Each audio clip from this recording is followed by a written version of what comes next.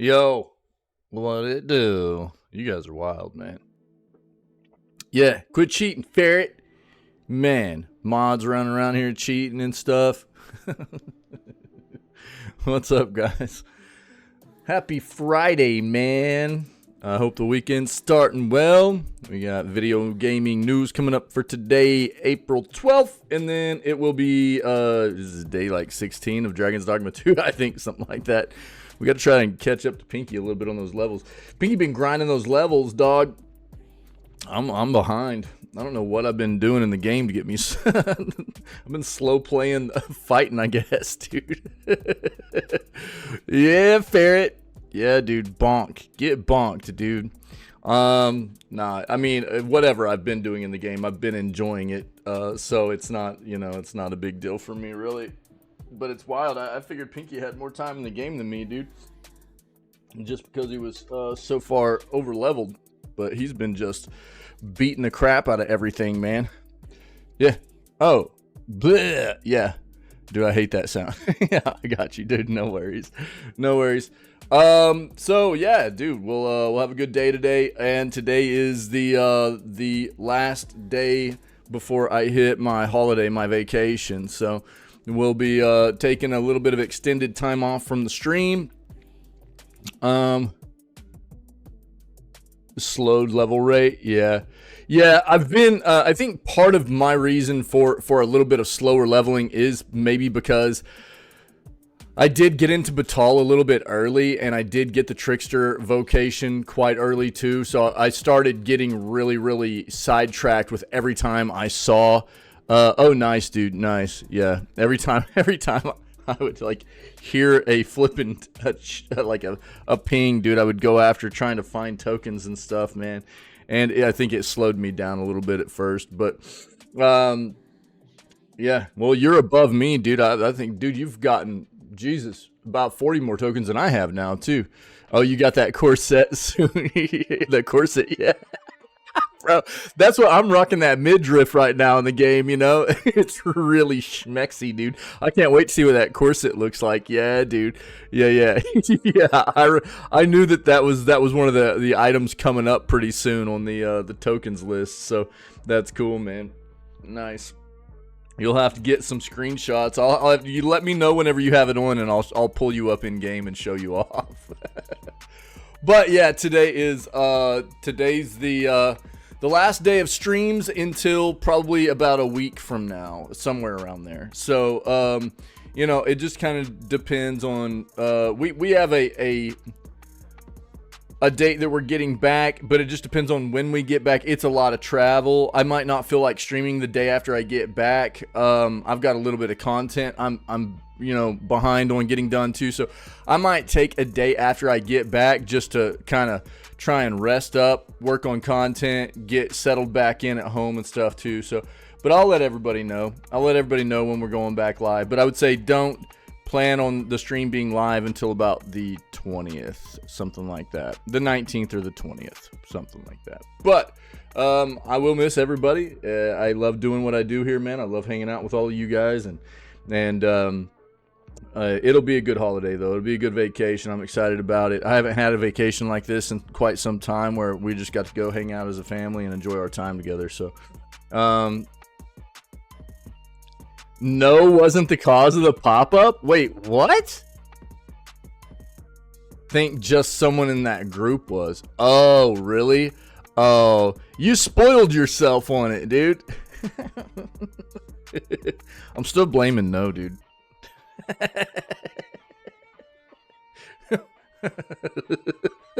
It was funny yesterday that we were like blaming no, and then as we were like resting, the other two pawns were sleeping on the other side of the fire from him. That was hilarious, dude. I thought that was so funny. Someone in that group was, huh? Interesting. So maybe Yen's just been really spreading the HIV around, you know, or the herps, dude, you know. Maybe that's what it was. Maybe it was Yennefer, dude. She was spreading the dragon herps around. Oh, dang it, Yennefer. Or maybe it was my pawn, you know? Maybe it was my pawn. But I don't think so. It was weird that I got that notification whenever I went to the to bring No back in. Oh, it could just be anyone in the Summon Stone space. That's weird. It's weird that I got that pop-up whenever I was just bringing your characters. I guess because I was searching for you, though. I was summoning you in. That makes sense, then. That makes sense. Yeah. Interesting, dude. Well, the more you know. Thanks, buddy. Appreciate it. So there's the possibility that we don't even have anybody in the group right now that has that doesn't have the herps. Yeah. Yo, what's up, Psych? The more you know. Exactly, Ferret. Well played, sir. Yeah. Let's do this, man. Let's get into video gaming news today. I hope everybody's having a great start to their weekend. Yeah. You've been out of the loop for a second. Yeah. Dragon's Dogma pawns be spreading the herps around, dude. It's called Dragon's Plague. And they can basically give each other a disease. It's really weird, dude. Yeah. Let's get in here, dude. Let's see what we got for gaming news. Then we'll go play Dragon's Dogma for the rest of our final day before my vacation. Let's go do this, man. In about 7 hours. Word. What is this noise, dude? What the crap?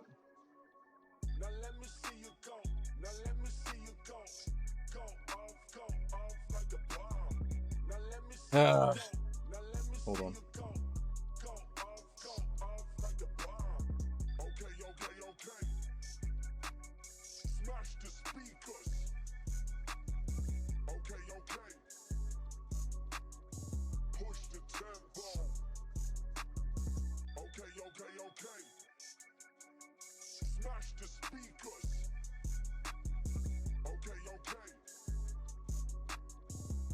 Can I not? Please, dude, stop. Sorry, guys, 1 second.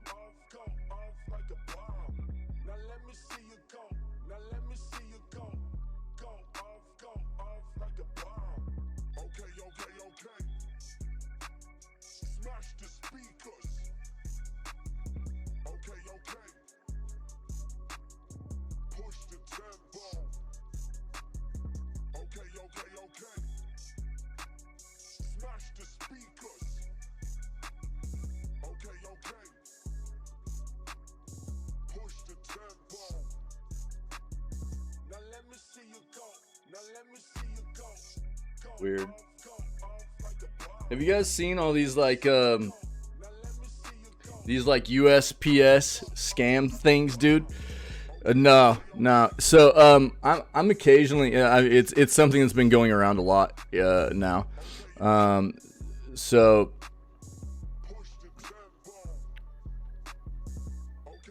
oh, you were replying to Ferret. I got you. So in the U.S., right, we've got the Postal Service, like USPS, United States Postal Service stuff. There's this big scam that's been going around for a few months now where they basically try and get you to click on links, and they've got your they'll text you. Like this scam will text you, and they'll say, yo, we can't deliver your package. Can't deliver your package. And because we don't have the correct address, so click this link so you can update your address for us and we can get information from you. And it's like malicious, dude. And so they're getting people to click on malicious links through texts and stuff. Yeah, scam texters. Yeah. And occasionally I'll get one. That's what just happened. I had a couple of texts come in like right then, and I was like, yeah, good times. So I have to always like put them on a block list and stuff. It's wild. It's become a big issue here lately. It's really wild. Let's get in here. But just so people are aware, that's definitely a thing.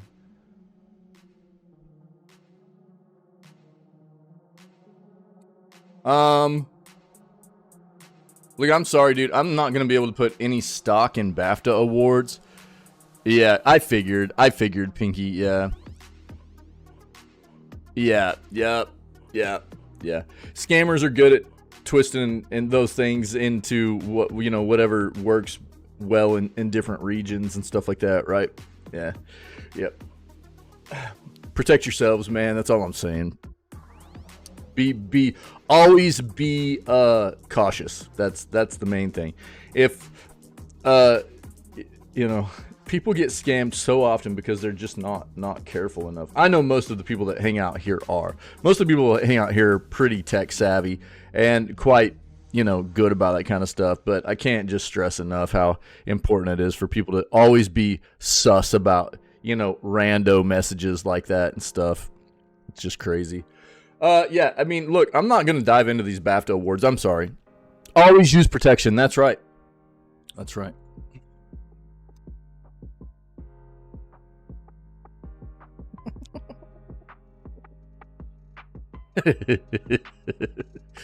Absolutely right, dude. Yeah. I mean, yeah. Protect yourself. That way you don't end up with the dragon herpes, dude.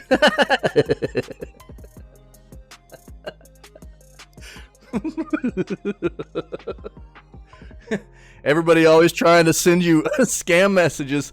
It's probably no. No, just sending me these USPS scam messages trying to give me the dragon herpes. Dude, this got into a weird spot real quick this morning.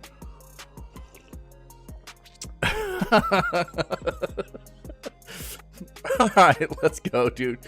You know, if you guys remember the BAFTA stuff that happened with the most iconic video game characters. Yeah, bro. Or just send them a blue waffle, you know what I mean? Just grab a blue waffle pic off the internet and send them a blue waffle every time you get a scam text. Just reply with that, you know. Gross, dude. Oh my god. That'll show them. Like, dude, we're never talking. Dude, you don't know what a blue waffle is. I mean, you can Google it if you want, dog. Yeah. They will. Yep. Right. They use they use front numbers and stuff. Yep.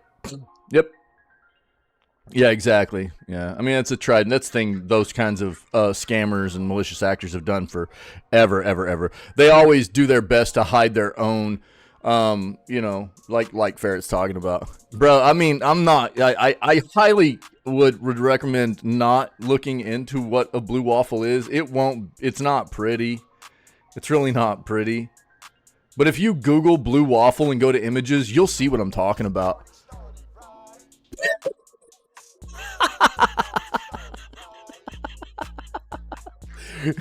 It's been a long time since that was like a very prevalent thing.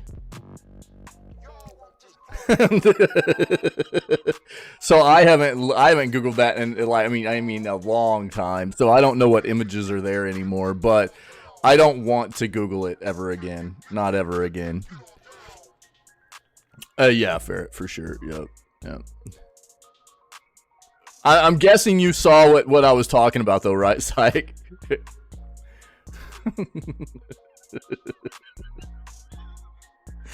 I'm gonna assume so, you know.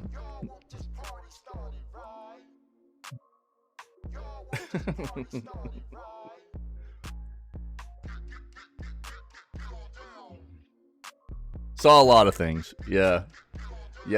Well, I mean, if you relate it closely to what you were talking about sending them in the first place, we're definitely not talking about a what most people would think of when you're talking about a waffle, right? What up, Soup? Yeah, totally. No, it's dangerous to Google. It's dangerous to Google. Yeah, don't Google that at work, dude. Yeah. Don't Google that at work, bro. Yeah. Wait until you're in like a more private situation to check out what blue waffle is. This was something from way back, dude. Way back. And it'll make it. Don't be eating anything, don't be drinking anything at the time, you know. Just to be very clear. I should have prefaced that, you know, before I even brought it up. Yo, Soup, what up? So again, the BAFTA stuff, I'm sorry, but I'm gonna put no stock in BAFTA awards after what they came up with and pushed out as the most iconic video game characters ever. Their list of the top 20 was absurdly bad. Davies on it, bro.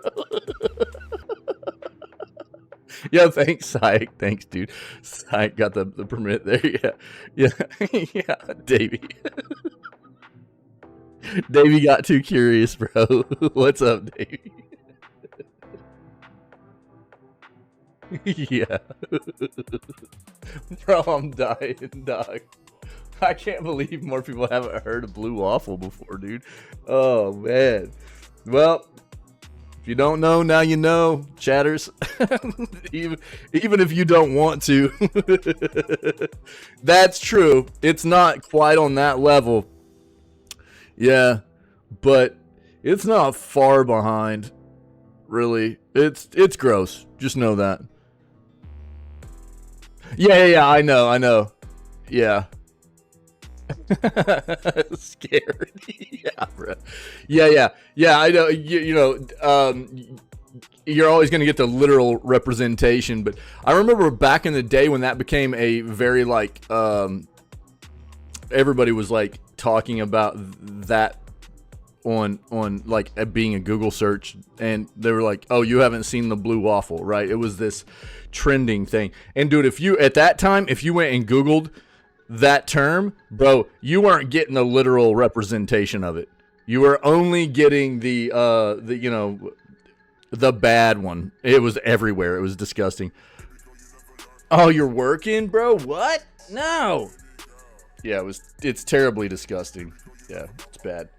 But you know what I'm talking about. You know, if you do end up Googling that, and all you're seeing is like a literal waffle that's blue, keep scrolling until you'll see it eventually. You'll see what I'm talking about eventually, and you go, oh God, oh yeah, no. No, I didn't see this, huh? Yeah, I'll pull that up real quick. Bleh, bleh. Yeah, it's pretty bad. We'll take a look at that. Some good Apple news there, huh? Nice. That sucks, Pinky. I'm sorry, dude. So I'll finish this BAFTA sentiment. If you didn't see the list that they pushed out of the awards they gave for the most iconic video game characters ever, it was bad. Real bad. Listed from number 1 being the most iconic ever, you know what I mean, and then going down.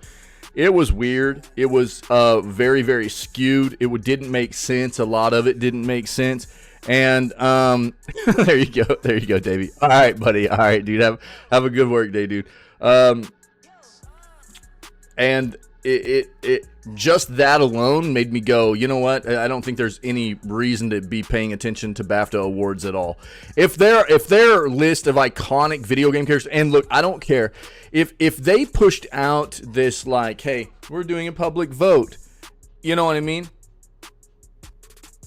I would have personally, as BAFTA, if anybody at BAFTA had any knowledge of video games at all, and they got that public vote results in, and they saw that list of the top 20, anybody that knows anything about video games would have gone, we can't push this out. We have to tell all the voters that something went wrong. This list is not going to be representative of us and what we think about the video gaming industry and history as a whole. That's what should have been done. Now, I don't believe in anything BAFTA is going to be pushing out as an award. There's just no way. Their most iconic list of video game characters ever was terrible. So bad. In the top 20, there were 2 Baldur's Gate 3 characters. That game had only been out a year. And while there are some amazing characters in there, there's no way they could be in the top 20 of the most iconic video game characters ever with that game only being out a year. There's no way. There's no way. It didn't make sense. And that was just a smidgen of what was wrong, dude. It was incredibly bad. Mario. Everybody's going to say Mario, dude. Almost. Probably. You know? And I think that's one of the things we talked about before was like, here's the thing. When you talk about a good measure of who's iconic. One second.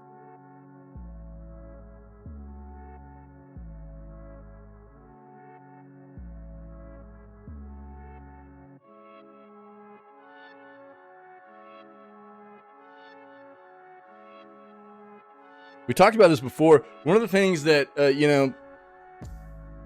she only really knew about Lara Croft because of the movies. Well, and I mean, that's part of the reason why Lara Croft is iconic, right?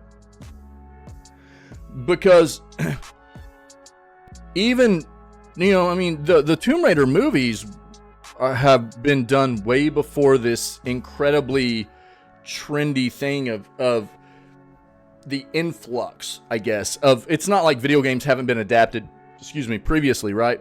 But the Tomb Raider movies have been done way before the influx and the height of what we see now in the adaptations and stuff, right? Yeah. Still, though, it shows how far Lara Croft's reach is, right? And she originated in the video gaming world. I guess that's what I'm getting at. This is the thing.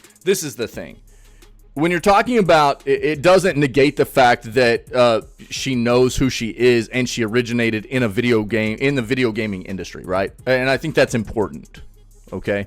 So when you're talking about iconic video gaming characters, somebody brought up, in one of the articles that we were talking about, somebody brought up the fact of, my grandparent, because who was, like, Agent 47 from the Hitman series was number 2 or 3, right? Like, I think it went Lara Croft, it went Mario, and then it went Agent 47, and people were going, my grandparents are not going to know who, Agent 47 is, but my grandparents probably know who Sonic is, And I think that's a good, a really good way of talking about the iconic, in some capacities anyways. How far is that reach of the iconic status of video game characters whenever people that don't even really know anything about the video gaming world, they're not video game players, but they still know who those characters are, right? That's not everything that goes into it, but I think it's a pretty solid measure sometimes of the iconic status of certain characters that come out of the video gaming industry when even people that don't play video games know who those characters are, right? Just like your wife, right, Ferret, with Lara Croft. Correct? As opposed to some of these other characters that were very high on the list that we were all going, what? How? And for me now, it's BAFTA means nothing at all. Basically, our same conversation here. Yeah, BAFTA means nothing to me anymore. They've lost all credibility for me as far as giving awards away. And we've talked about this recently, too. I mean, they're not the only ones, right? You talk about, like, anything that has to do with Jeff Keighley anymore is over. He's a puppet. None of those awards are even, have anything to do with us as the community of gamers voting and our votes actually matter, really. You know what I mean? I think the two real awards shows anymore that still hold weight for us as like the consumer and us as the community of gamers as a whole are going to be like the Golden Joystick Awards and DICE Awards. You know what I mean? I think those are the two that you have to look at anymore. The rest of them, I'm not so sure of, on the bigger platforms anyways, the bigger award shows and stuff like that. The rest of them, I don't see as holding a lot of weight for me anymore. You'll have other things like the Steam Awards and stuff, which I think hold weight. It's not as big of a platform. Not that Steam isn't a big platform for gamers, but Steam Awards and things like that do. But Steam Awards are also only PC. It's not taking into account games of every platform and stuff like that. And so you have to also know that, right? And it's not a big award show or anything either. So that's kind of why I'm like differentiating between some of that. But BAFTA's done, dude. They're cooked as far as I'm concerned. There's no point in putting any stock in those awards.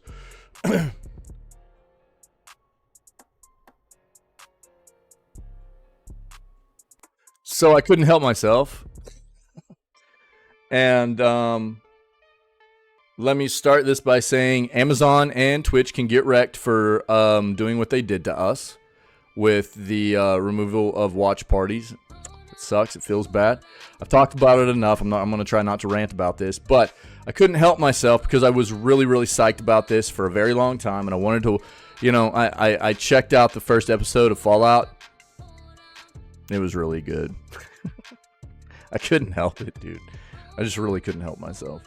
So I checked out the first episode of Fallout, and I thought it was really good. I really wish we could have watched it together, man, as a watch party. Oh yeah, Epic Game Store games. So yeah, it's on Amazon. Yeah. So I mean, if you didn't hear Psych, I mean the whole thing was we were supposed to be watching this as a watch party, right? Which means yeah, it's on Amazon because that's how you can watch party stuff. Did you hear about this whole thing, dude? Let me just kinda here. This will give you the breakdown. I don't use social media very much. I don't like social media a whole lot, but this will give you the breakdown, dude. Just take a look at that. It's just a really gross thing that Amazon and Twitch have done. It feels really bad, but I mean, you can check that out, and that'll give you the breakdown. Anybody else that's hanging out and is not aware either, I mean, we were supposed to watch this together on stream. You know, for anybody else that had Prime, we were supposed to be watching this. We had planned this since the beginning of the year, and Twitch came out like a week before the release and was like, hey, we're removing watch parties. It like kind of stealthily didn't really tell anybody this was happening, and then said basically, we're going to let about 10 big streamers, big content creators, stream the first episode.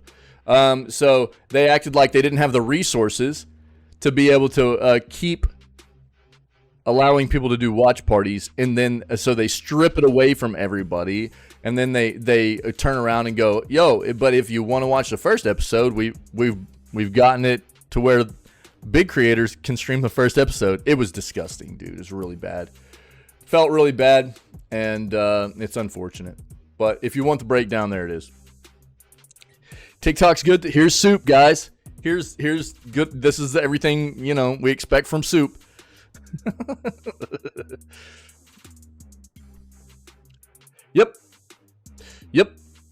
Yep. Unfortunate, Ferret. I mean, look, dude, I've talked about this a lot recently. They're not the only ones. About every streaming service out there has done this. You know, it sucks. It's terrible. It's gross. We talked about the fact that Amazon was incorporating that into their platform for Prime Video a number of months back. We saw it coming. And it's like, you know, we were all stoked about getting away from TV and, you know, rental stores and everything back, you know, what, 15, 20 years ago. It was like streaming services are awesome. And now everybody's going, streaming services suck ass because it's getting more and more expensive. They are adding more and more ad space, you know, into the shows, and they're, you know, raising prices, and then going also, if you want the ad free, you have to pay even more over what we're already raising the prices on what you already pay and have been paying. It's disgusting. It sucks. It's terrible, dude. We just keep getting railroaded, dude, as consumers in the entertainment industry. It's just really, really bad. I don't know. It feels terrible. It's the same thing as like Netflix is, you know, all the services, dude. Even video games are coming up with ways to incorporate ad space, you know, streaming services and stuff like that. And I mean, you just get ready for it. It's only going to get worse and worse and worse. It's terrible, you know. It's really bad, dude. The Epic Games, now, again, like I said yesterday. Yeah, I know, dude. Yeah, I know. Yeah, me too. Me too. Last week was Outer Worlds Spacer's Choice Edition and Thief. It was Thief. So if you didn't grab those games, then you know, I feel bad for you because they're excellent games that were free, and I feel like you should have taken advantage of that. But you are still able to get free games. Not all's lost. Another banger of a game is free right now in Ghost Runner. So even if you did miss out last week, which I hope you didn't, I hope you took advantage of those great games given away last week. But Ghost Runner is free now. And this is supposed to be a very fun, very good game. Ghost Runner 2 just released not too long ago, and it should give you a good idea of what to expect from Ghost Runner 2 as well. So I highly recommend grabbing this game. Free games. Again, I think this is one area in which PC stands out far and above console. You get a lot more great free content to dive into, where consoles don't normally give you that, you know. And I think that even I've promoted this a lot in the past, and I haven't talked about it here recently, but even if you're not a PC gamer right now, you could become a PC gamer in the future. And I don't see any reason why people shouldn't be taking advantage of creating a library currently on PC. You can do it on a mobile phone for this platform, for Epic. You can do it on anything that you can get to a browser. Go to Epic's website. If you don't have an account, create an account. It's free. It only takes a couple of minutes to create an account. And then every week they give away good games to great games. And if at some point if you're not already a PC gamer, if at some point in the future you decide to become a PC gamer, you could already have an incredibly vast library of games at your disposal to start playing just on Epic. Over the past 2 years, I've got over 300 games, and I'm talking bangers. Amazing games that are at my disposal to play and dive into, and anybody can do this. You just have to be willing to take the time to create an account and log in once a week and grab these free titles. It's really ridiculous to not do it. You're missing out on a ton of free great content in an industry that keeps getting more and more expensive. And for anybody that's already playing PC games, I really don't understand why nobody, if you're not taking advantage of this, I don't really understand it. And for anybody that is potentially going to become a PC gamer in the future, this is just a great thing to go ahead and already have a huge, great library of games built up. I am not affiliated with Epic. I don't see them as being the best PC gaming platform out there. I do enjoy Steam more. I'm not sponsored by them, but you can't argue with getting great free video games on the constant. You just can't do it. So if you're turning your nose up at this, you must be living in a different kind of world and life than I am, man. But I can't recommend enough people take advantage of this. Seriously.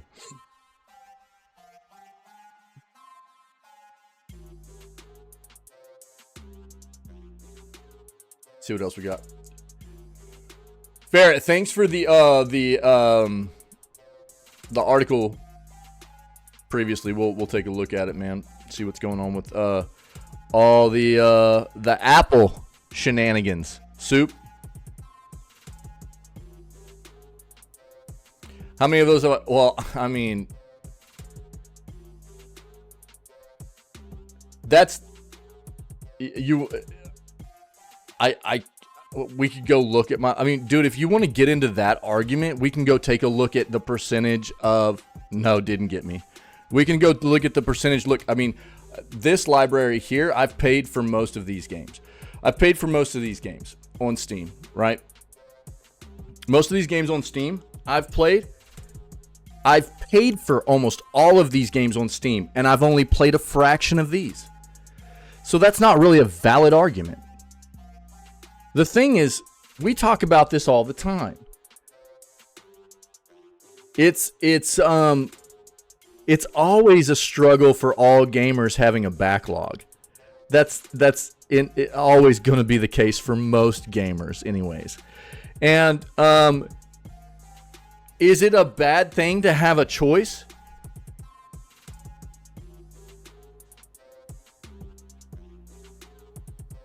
I'll just agree to disagree with you, Sai. I would rather have a plethora of games to choose from because I'm always varied in I'm a variety game player, right? So I'm always having kind of a different taste in what I want to play and try out, and I never know whenever maybe dude, because I'll tell you for a fact, especially when it comes down to time of like, if I don't have something specific planned for our schedule, or if we come down to like Scaretober, I always look through my library of games to find things that could fit certain slots for our schedule that I might not have considered playing before. And I've definitely found games on Epic that I forgot I had there, and I've played them on Epic because I had them. So I will disagree with that notion. I think it's great to have games in your backlog that you might not have remembered you had, and to be able to go back and take a look at games that, I mean, why? They're free. What's it hurting you to have them there? In the event that you might want to use them in the future, it's not hurting you to have them. Exactly, Ferret. That's my sentiment too. So I'll just agree to disagree with you. Totally there. I you know what I mean? Well, it's free. It's not hurting you to have it. It's not like you have to have it installed on your device or anything like that. It's just on their platform. And if you want to play it, it's there for you. You can install it. And I'd rather have it just like Ferret said.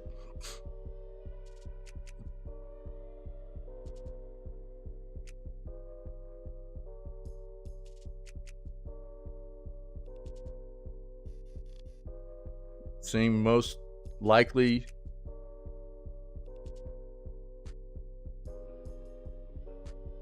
I'll still disagree with you. You must just, I don't know. I totally disagree with that sentiment. In an industry where we're totally always getting, it feels railroaded quite often on the way that we're being addressed as consumers. Everything's getting more and more expensive all the time, and looking out for people in a way that you might be able to find any kind of content that you could be interested in playing. I think that it's an amazing thing that people can get their hands on free content. Even if it's not currently, at this time, something that you might be interested in playing, who's to say that you wouldn't be interested in playing it in the future? And the fact of the matter is, you've only got a week to grab that content, right? So if you don't grab it during that week, and then 6 months down the line, you go, oh man, wish I would have grabbed that game because now I'm kind of feeling like I wish I would have played it. But you didn't grab it, so it's not in your library, so you can't go play it anymore, and you would potentially have to buy it because you are feeling that itch, right? You're better off having it and not needing it, like Ferret said.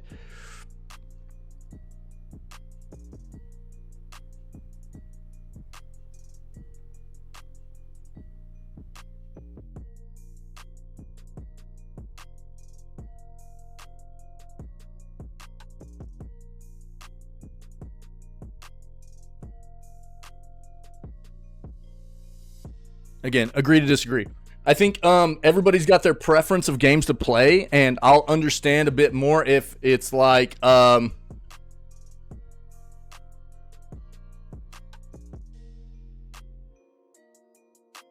you do you, man. I mean, you know.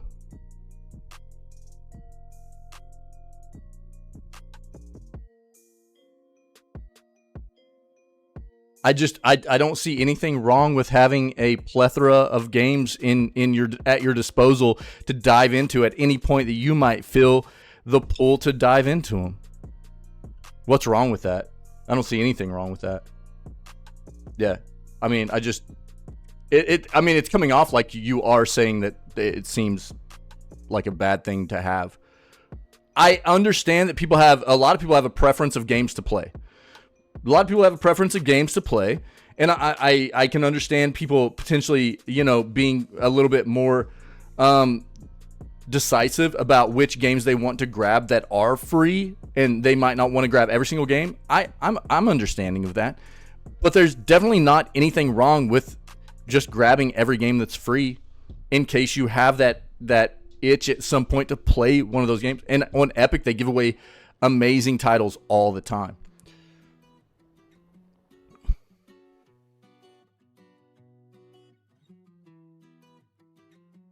I've bought a few games on Epic. But I mean, I've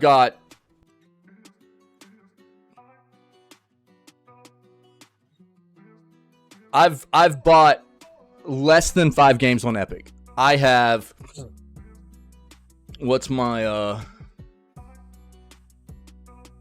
my library is 312 games. I talked about this the other day. So, I mean, Thief, you know what I mean? Deus Ex Mankind Divided. There's obviously not all these games are going to be like AAA bangers or anything, but there's a lot. I mean, on the constant, really, really, really good games, dude, for people to play.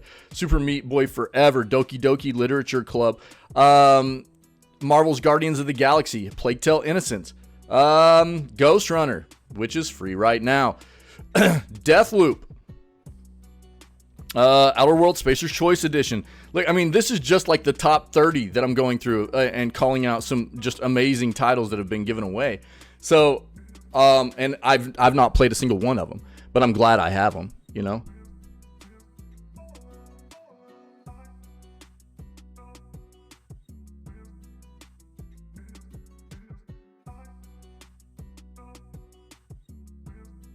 Well, there's also a different site between games that are legitimate free to play all the time and games that you normally have to pay for that are being given away for free in a limited time frame. So you're talking about a League of Legends game that is free all the time. That's not a valid argument. That's not what we're talking about here. Right?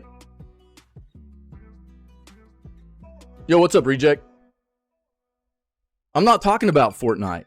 Do I have Fortnite in my library? Yeah, because my son likes to play it sometimes. But I'm not talking about Fortnite. I'm talking about their free game giveaways. The games they give away for free are almost always games that you can't normally get for free. That's a different situation. That's a different scenario. Normally, they're games that you have to pay for.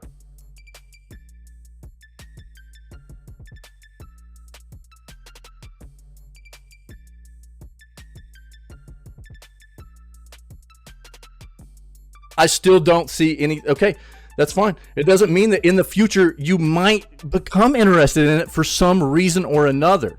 That's what I'm saying.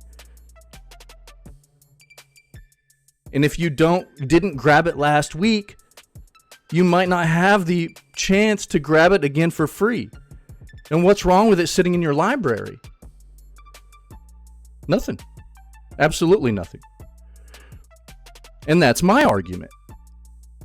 Just because you're not interested in it now, or just because you're not a PC gamer right now, doesn't mean that there's not the potential of you becoming interested in a game in the future, and there's nothing wrong with it just sitting there in your library. You already have it.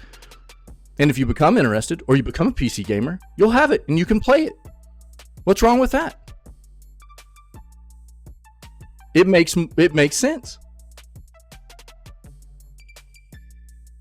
To grab free games while they're free rather than potentially coming across a situation where you would have to pay for them in the future.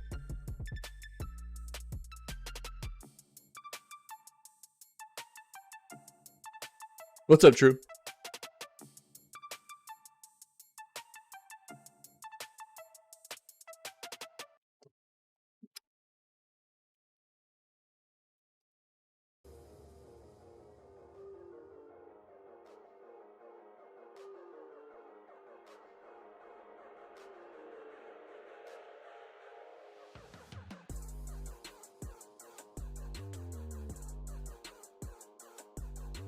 Exactly, reject.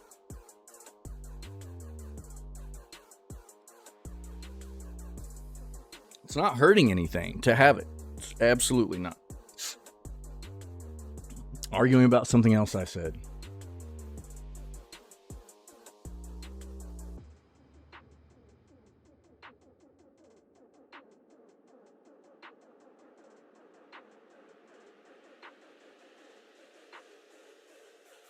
So what you're talking about is this.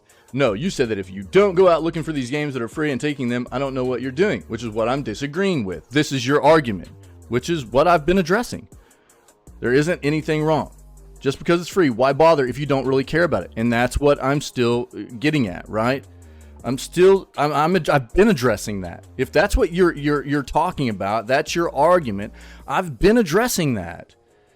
Just because you're not interested in it now doesn't mean there's not the potential in the future to become interested in it. And it doesn't hurt to have it in a library. Free, as opposed to, I mean, I don't understand why it's such an awful notion to just have it sitting there in case you could potentially want it sometime in the future. Taking advantage of an opportunity to have it, if you never need it, cool, that's fine, great. But as long as you have it in case you do want it, that's the better way to address that kind of situation. Wow, dude.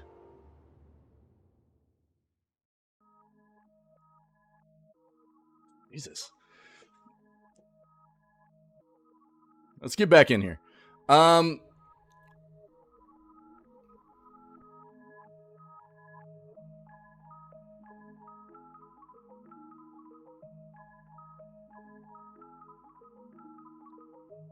And what up, Reject? What up, True? Yeah, I know. Yeah, let's move on. Let's move on.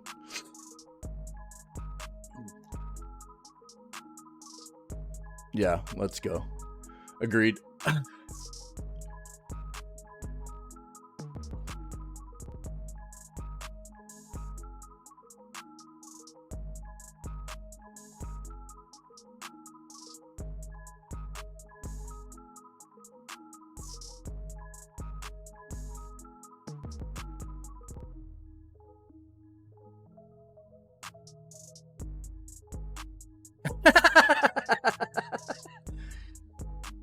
It is hilariously stupid if they look like... It's not hilariously stupid if they look like they're 12.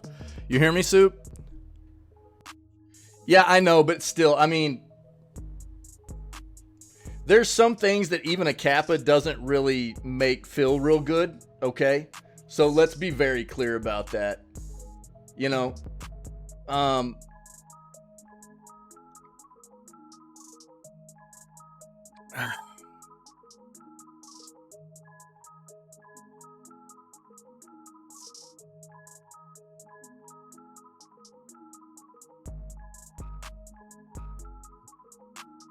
Yeah, I watched the Lily trailer after you fell asleep during the news yesterday. Soup sleeping on the... Yeah. Yeah, I mean, I understood there's a Kappa in there too, but, you know, there's some things that just don't taste good at all. It doesn't matter how much you might want to throw an emoji in there or whatever. It doesn't sit well.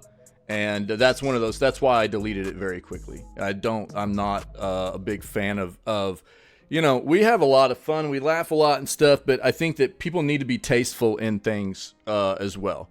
Be tasteful in what you're throwing in. Sometimes things can be a little bit over that line. So let's be careful.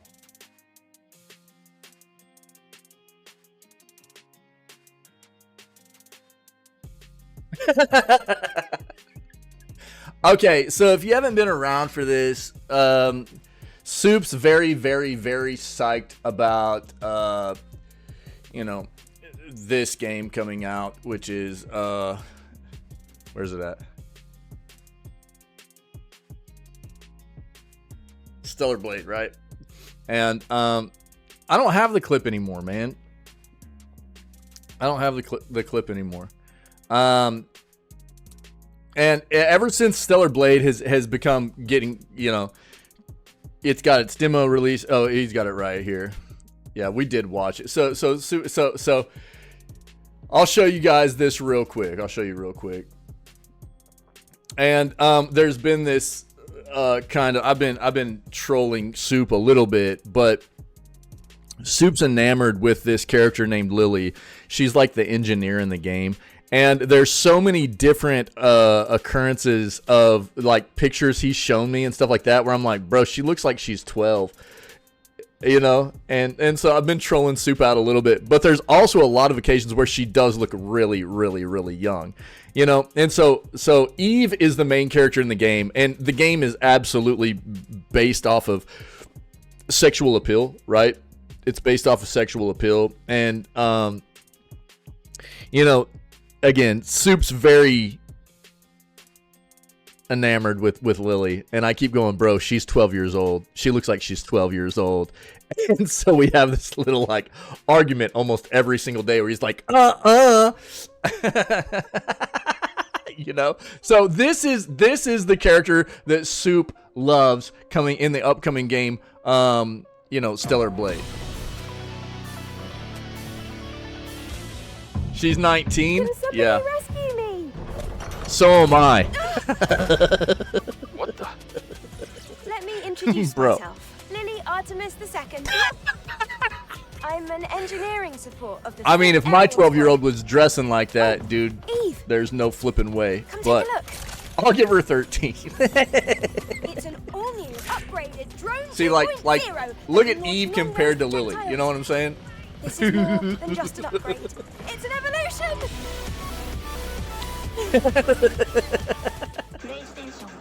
Nice try, Soup. Outnumbered, buddy.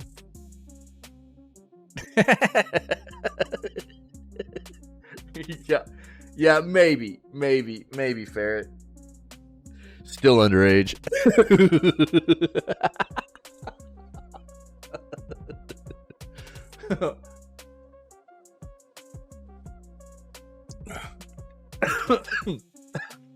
Yeah, still bait. God bless you. I'll buy you a burger.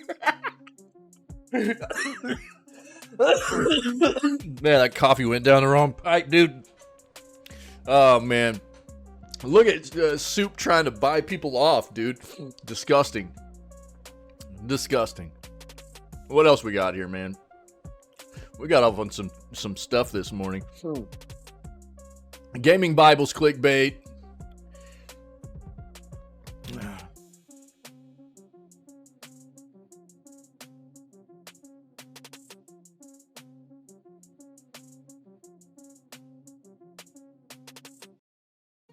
Excellent 10 out of 10 game. Dropped to £5. What is this? Yo, Soup, video game smartphone addiction leads to psychotic episodes. I believe this. I believe this now that I've known Soup for a little bit, you know?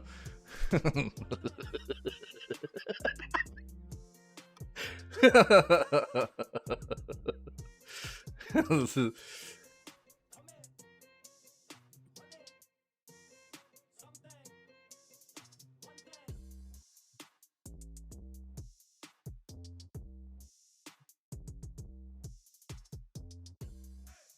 Bro, you gotta quit living in the future, dog. Who cares about BAFTA? There's no reason.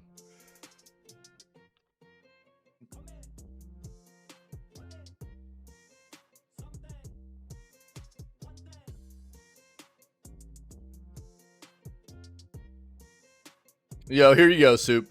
GTA 6 reveal trailer brilliantly recreated in real life. Here's some copium for you. I'm not gonna watch this, but here you go. There you go, dude.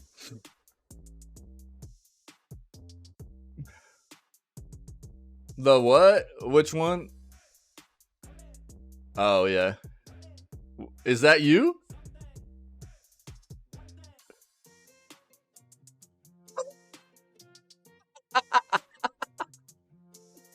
Reject, dog. Oh my god, dude. Bro. Oh, Jesus.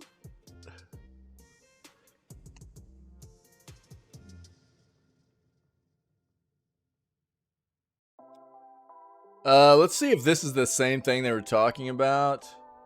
I don't know. It might be. Withering Rooms, a haunted house action RPG with notes of Bloodborne and American McGee's Alice, huh? Interesting. Have we seen that? Withering Rooms sounds familiar. Fallout's just all over the place, dude. Feels bad. And you believed they. You believe it because you want it to be true. Let's be fair here. You know. It's easy to believe things that you want to be true, you know?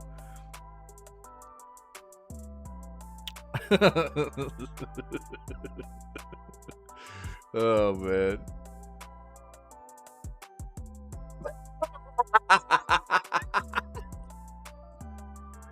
Yeah. Well, Lily's gonna need a sick mustache if that's gonna be the case. What's this, dude? What is this?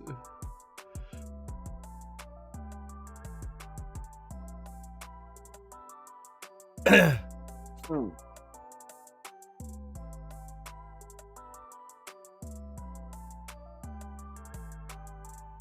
mean, here's the thing, dude. You're trying to like say that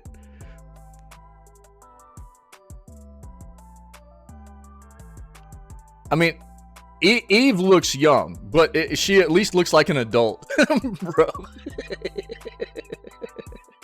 The Pinky doll? Yo, let's just go ahead and let's give everybody a peek here. For those of you that have never met Pinky, this is Pinky.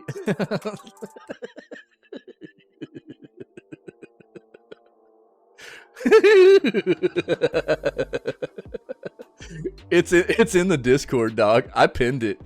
This is forever gonna be. I can't believe Reject found this, dude. Like, what the crap? It's funny because it looks so much like you too. It's so funny, dude.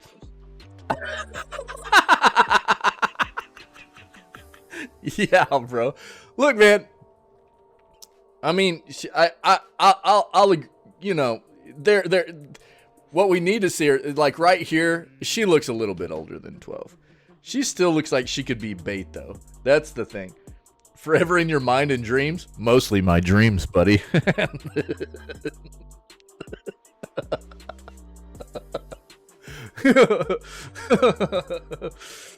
What is this, bro? Or nightmares. What is this? What's this? Emotional damage. You're right. Yeah, those are still dreams. Yeah, you're not wrong.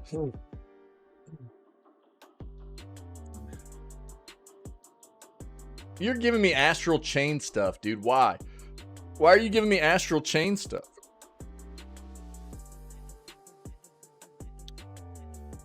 She looks way older than Lily does, dude. Oh, this is your other crush? Yeah, dude, stick with this one. Stick with this one. Yeah. Yeah, no, she looks of a mature age. Lily looks like bait, dude. Potential bait. Stick with is it Marie or Mary? Yeah. Lily isn't bait, right? I mean, I'll concede this. Maybe not, but maybe so. You know what I mean? There are some people out there that just look really young. And there are some people out there that are really young. Yeah. So, You know. Be careful. All right, let's keep going. That's exactly what I was trying to get across earlier, Ferret. Yeah. Eve looks like of a mature age, of an adult age. Lily does not. She's 18 like all characters in Genshin. Yeah. What is this, dude? Oh, yeah. Soup. I covered the PlayStation testing stuff of ZZZ yesterday. Yep. But you were asleep, apparently. Thanks, buddy. Ooh, PlayStation comes under fire for Sea of Thieves stipulation, but Xbox is really to blame for it, huh? Yeah. If you guys are interested, Soup's got the link there, and there's a link in yesterday's video gaming news articles in the Discord.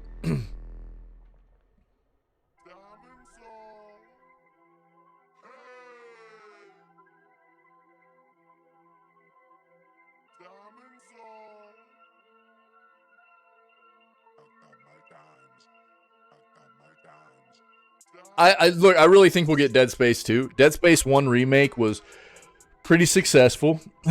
I hate the fact that it comes out from underneath EA, you know, but the fact of the matter is, if anybody's played Dead Space 1 and 2, Dead Space 2 still plays through a lot of the same environments, for the most part, as like Dead Space 1.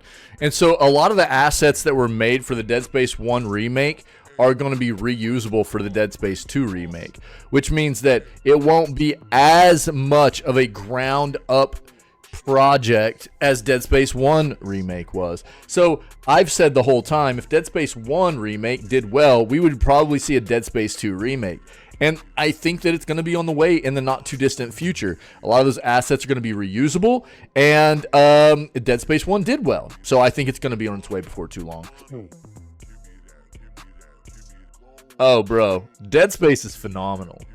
It's so good. You know, we played it in our 2022 Scaretober. We played all of them. We played Dead Space 1, 2, and 3. Number 3 is blah. It's whatever. It's not great. But Dead Space 1 and 2 were flipping fantastic, dog. Yeah. I highly recommend playing them on the hardest difficulty, too. But look, I've talked about the original Dead Space games are games that have really held up. You talk about games from that, like, late 2000s to the early 2010s time frame, you know, like the Dead Space games, BioShock games, stuff like that. I respect that, dude. I respect it. But they are really, really good games. And, I mean, they were really groundbreaking, too, you know. They're really groundbreaking with a lot of the, obviously, iconic for just the immersion of horror games, right? There's a reason why Dead Space, especially Dead Space 1 and 2, are renowned in the horror space of gaming for that genre. The ambiance was done very well. The enemies were phenomenal, and you know, we talk about games that have been iconic for a reason. You talk about like the Batman Arkham series with the way that melee combat was built and the way it's been evolved and used by other games moving forward. We wouldn't have the same kind of melee action games we have now had it not been, and I truly believe this, had it not been for the Batman games, you know, the Arkham games. Dead Space, you know, one of the big things that made it so iconic was the your ability to target limbs and extremities, heads, things like that of enemies, and you know, with your projectiles, and it had a very good weapon system, and it felt clunky but appropriate because Isaac's in this big heavy. I mean, they did everything so very well in those games, you know. But the enemies specifically, you know, with the way that the enemies were built in segmented between like torso, extremities, their heads, and things like that could all be targeted and dismembered, and even Isaac was the same way, right? So Isaac was built the same way. Your character built the same way that the enemies were. And there was a very, very, very you know, kind of ahead of its time implementation and mechanic for games that has been utilized by many other titles moving forward. That's one of the reasons Dead Space is so iconic. But I'll tell you, playing those games for the first time in 2022 was still a phenomenal experience. Those games really hold up. I mean, they show their age a little bit, right? Just like BioShock does. But they hold up, dude. Those games hold up. For being that old, now, you know, we're talking like 15 plus years old. They really feel great still. And I would love to play Dead Space 1 Remake, because I do think that a lot of what they did was stay true to the core of what the game always was and what made it so good in the first place, along with modernizing it, which is a really tough thing for, I think, a lot of companies to do nowadays. Can we skip to August? You're almost at the end of 2024. You just got to come reel it back in, baby. Just got to reel it back in, Soup. Come back to us. Come back to us. You're going to have Stellar Blade very soon. You know, one of the things we read about yesterday, Soup, though, was there are people that have 50 hours already of grinding in the Stellar Blade demo. When Spooktober, yeah, I know, dude. It'll be here before we know it. It'll be here before we know it. There are people that have 50, and the developers are going, guys, please don't do that. You know, the developers are actually kind of trying to prompt people to not spend that much time in the demo, because it means that people are going to come out of the demo super over leveled already and overpowered for the rest of the game, and it's going to ruin the experience that the developers had planned. What they should have done, though, I mean, that's kind of something the developers should have prepared for. They should have said, here's the demo, you can't get above a certain point in the demo or whatever, you know.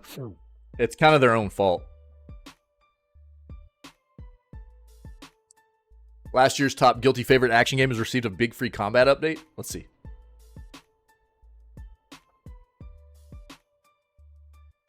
Ooh, Remnant 2 was good. I liked Remnant 2. I thought Remnant 2 was a lot of fun.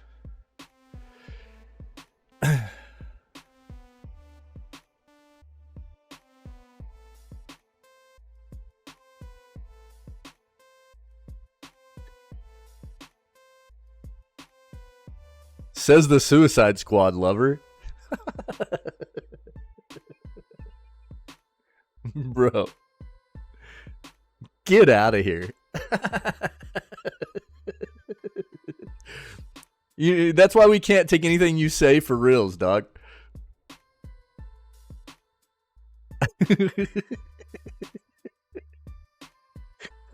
Bro. True loves it. Look.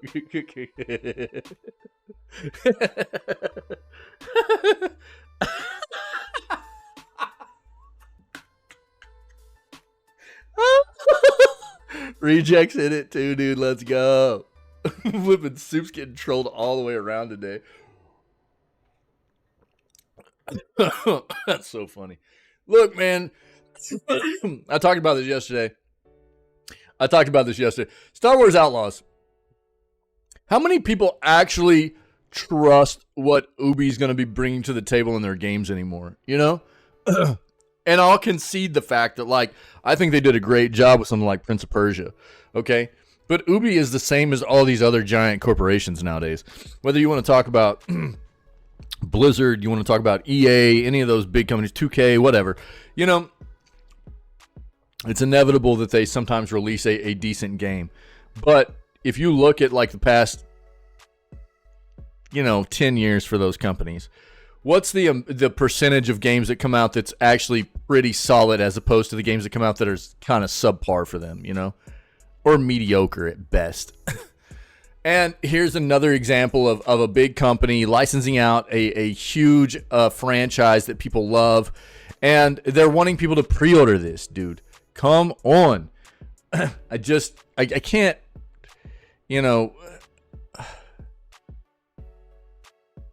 just prompt people enough to not buy into this flipping pre-order mechanic. anymore, man. It's been such a terrible thing for us as consumers, and it's set such a bad precedent for us and in what they try to get us to buy into for these types of games.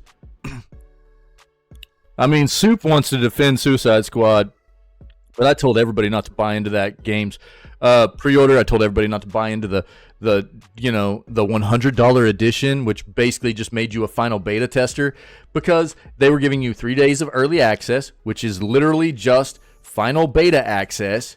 You're a final beta tester that you're paying access for, a substantial amount for, by the way, and then nobody could even get into their servers. You know, this kind of crap's got to stop, man. We get a chance to compare Ubi Star Wars versus EA Star Wars. Yeah, I don't know, man. It's like all these other big franchises, you know. I mean, there's occasionally a decent game that comes out, you know. And I think that actually the Respawn Star Wars games have good content. They're just totally trash on release, you know. So it's not like all Star Wars games that are coming out have bad content, but I mean, it always you got to have polished game releases with good content. I mean, where's the combination of that at anymore? You know, which is why I've told people not to buy the Jedi games too. I mean, it's unfortunate that so many companies do so well just based off of these very recognizable and beloved franchises, and they bait people into lackluster content. Lord of the Rings Gollum, lackluster performance Gollum as well, or lackluster performance all the time. You know, the Jedi games, both, you name it. I mean, it's unfortunate. I don't trust them, man. I don't trust them. It's just such a tried and true thing that we see happen all the time in the industry with these companies going, yeah, let's make a Marvel's game. Let's make a Star Wars game. Let's make a flipping, a Tolkien game. Whatever, any kind of popular franchise. And then, it comes out and it's mediocre at best usually. It's just like what EA's doing right now with Iron Man and Black Panther. I don't believe either one of those are going to be phenomenal. I really don't. It's EA, man. Come on. It just seems more like something that because it's more prevalent and the occasions in which we constantly have to deal with these companies doing this kind of thing to us, where they do just get people to feed off the fact that it's a character that people like or a universe that people like, and the content's not really there or the performance isn't really there or whatever. It just happens too often. I don't know. It makes me very reluctant to want people to buy into anything that has to do with these popular universes anymore, unless it's a studio that has proven to us that they're really good at what they do. And Ubisoft's not it, man. They're just not. You're talking about a company that came out here recently defending its 10-year-old project of Skull and Bones, as a quadruple A project that deserved a $70 price point, and it was very, very mediocre at best. Their CEO called that game. You're gonna trust a company's CEO? Any company that has a CEO that's gonna say some just absolute shenanigans like, "Oh well, Skull and Bones is a quadruple A project." Give me a break, dude. How does anybody trust anything coming out of Ubi anymore after some crap like that, dude? You know what I mean? I think that's the big thing people have to start taking away. You hear crap like that, or you hear stuff coming from Embracer about all they care about is their shareholder. At least they're truthful about it. But I mean, if that's all they care about, then they definitely don't care about us as the consumer, right? Or the community of fans behind their products. So, I mean, those are the things that I think people have to really start understanding about some of these bigger companies and what they really, really are doing and saying. And we can't forget about that kind of stuff, man. It's just gross. And I don't have a lot of faith in what Outlaws is going to be bringing to the table. It's getting hyped up right now, big time. And it's Star Wars, as every Star Wars game almost will be, especially from a big developer like Ubi. We'll see how they do. I hope it's good. I don't trust it. I hope it's good, but I don't trust it.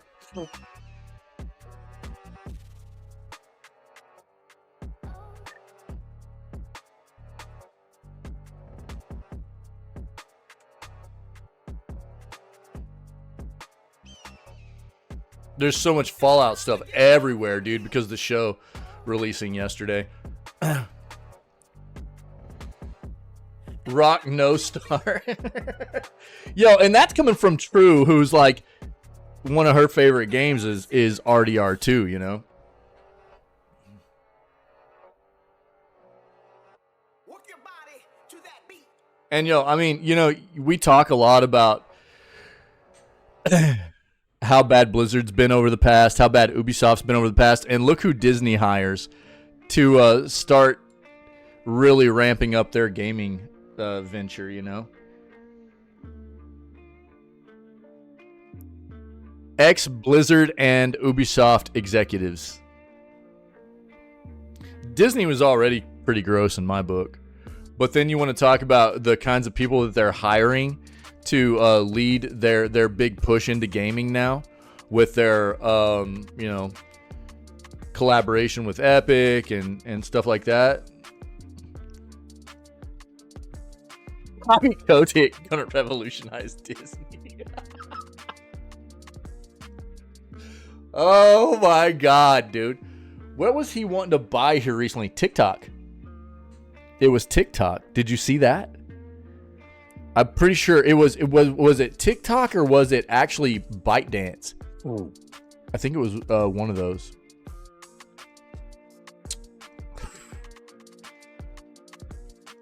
Oh man. What a disgusting individual, dude.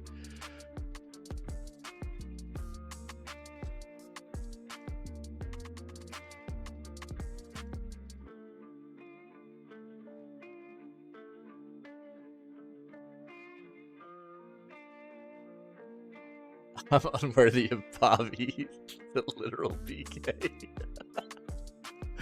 Oh, dude. Bobby's the answer.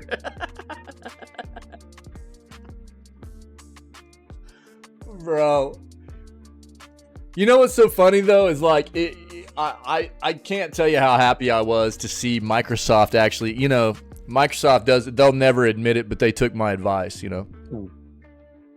You guys can go back to when, you know, it was first announced that Microsoft was going to be buying Activision Blizzard, and I said, if they actually want Blizzard to be a decent company again, for anybody to respect Activision Blizzard, they got to get rid of Bobby Kotick as soon as that acquisition's finished. What'd they do? They were like, OA's a smart dude, you know? They won't admit it. But they listened to me, and they got rid of Mike Ibarra, who I also said I didn't want in there. And they're like, well, if we want OA to start playing our games again, you know, we're going to have to get rid of both of you guys, so see ya.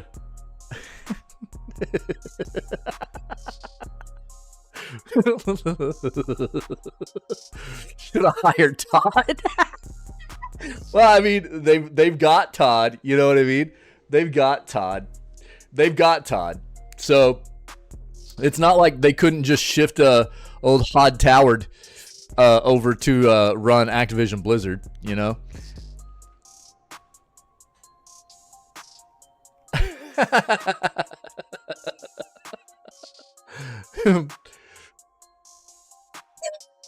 Side bro.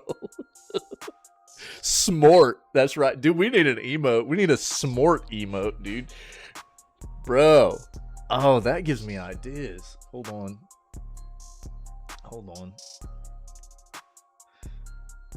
So there's a couple of I've been Dude, I'm gonna try to take some time to get some new emotes made up because we need some new emotes. I've been thinking about rantics. Rantics, dude. So rantics, right? Rantics is gonna be one that I think I want to try to get put in. I don't know how I want to make it yet, but a smort one would be good. Yeah. Because you guys know, I mean, everybody loves my rants, right? So I feel like a rantics one would be appropriate. But smort is one that I haven't thought about, which plays very well too. So we'll try to. Well, that's just rage. You know what I mean? That's just rage. We got to figure out a. We got to figure out a. Oh, yeah, we have a 3-head emote. That was the first emote ever made for the channel, dog. And it's random emote time. Yeah, right there. True just put it in. Yeah. So we're looking for either Vojio or, what is that? L exclamation mark? What the crap?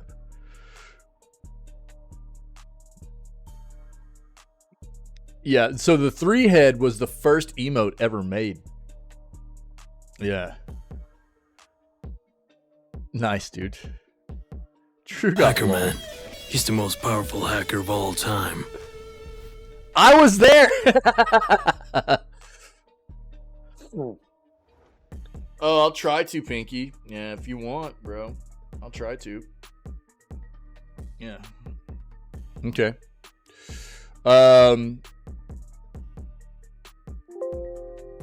Oh, dude, and we're corn now too. Yeah, thanks, buddy. We can try to discuss some stuff.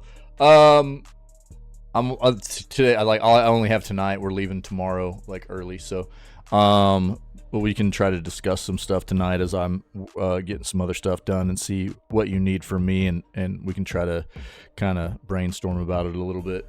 I've got a couple of ideas, but you know, we'll see what we can come up with. The flipping corn face, dude. Jesus. Any weekend? Okay. Yeah. Yep. Cool. Yeah, I've got some other stuff I want to get done too. There's some new gifts, and we need That's What She Said. We need bowl of oatmeal. We're going streaking. I've got to get some gifts done. But I'm a little bit behind on content right now. This week's been crazy hectic. I didn't get all of my VODs done or anything. I've got some stuff. So the thing is, what I was saying is like, whenever I get back, I might just take a day because we're going to be traveling a lot too. And I might just take a day after I get back to like kind of settle back in and relax. And I might take that day to just work on getting caught back up, try to get some of that stuff done. And if I don't get, Pinky, if I don't get a bunch of contact with you tonight about that kind of stuff, then I'll contact you on that day I get back or whatever, and we can start talking about some of that stuff. The problem is running like I might be able to run an audio with the filter. I don't know. I'll have to look at it. I'll have to look at it and see. Yeah. Cotton Eye Joe. The problem being like DMCA stuff, you know. That's always the problem. I would have to find like a DMCA free audio that sounded somewhat, you know, similar, but not literally Cotton Eye Joe. Yeah. Well, we'll see what we can do. I'm always trying to find more things. Let's keep going. Let's see what we can find. Thanks, Pinky. I appreciate the offer, dude. I'll take you up on it. We'll see what we can figure out.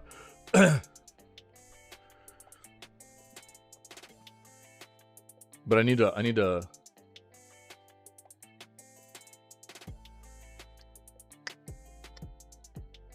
One second.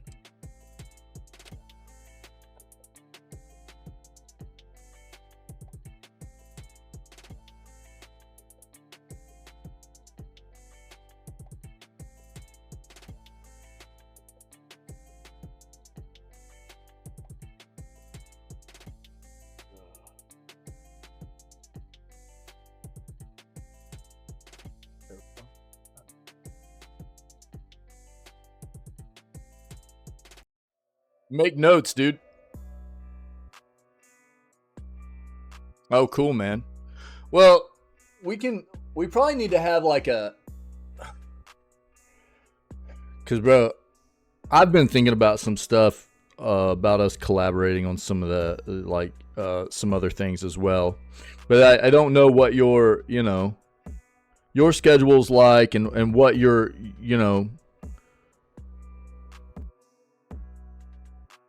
we'll talk. We need to have like an off-stream kind of like discussion. Probably just have like a Discord call or something and just discuss some stuff, because I've been thinking about some other stuff too. I've been thinking about how much you might want to be involved in it, and what we just need to have a conversation, because I like a lot of the things that you do, and I know that you've been working on some of that kind of stuff too, and I'm always trying to work on that kind of stuff myself, but it just feels so rough with the time I have, you know what I mean? That I could definitely use some help on it. What's up, brother? Living sketch, bro. That dude is so wholesome. I love that guy. Dude. Yeah. What up, Sauce? Yeah. Oh yeah, that's another one. We need Get Wrecked Nerd. We need an emote for Get Wrecked Nerd, and we need a sound alert probably too. Yeah. Yeah, everybody knows it's Sketch instantly. Bro, I love Sketch, dude.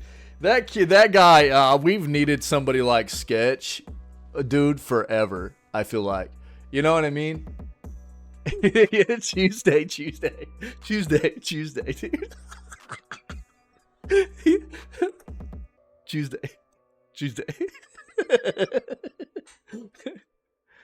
What's up, brother? I flipping love him, dude. He's so good, dog. He's so good. He's so flipping. He just seems so pure. You know what I'm saying? Your boys are doing it to y'all, bro. I love watching his videos. Like he just comes on. He comes through on my YouTube shorts all the time, and I'm like, I love this kid, dude.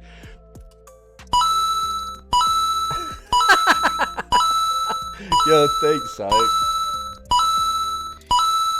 Sayak cheered X100, Daboom na bar numnanamina. Daboom na bar numnanamina. Daboom na da numnanamina. Go. So fight. Something on the dumna Emma. Fight, sometimes they fight. So.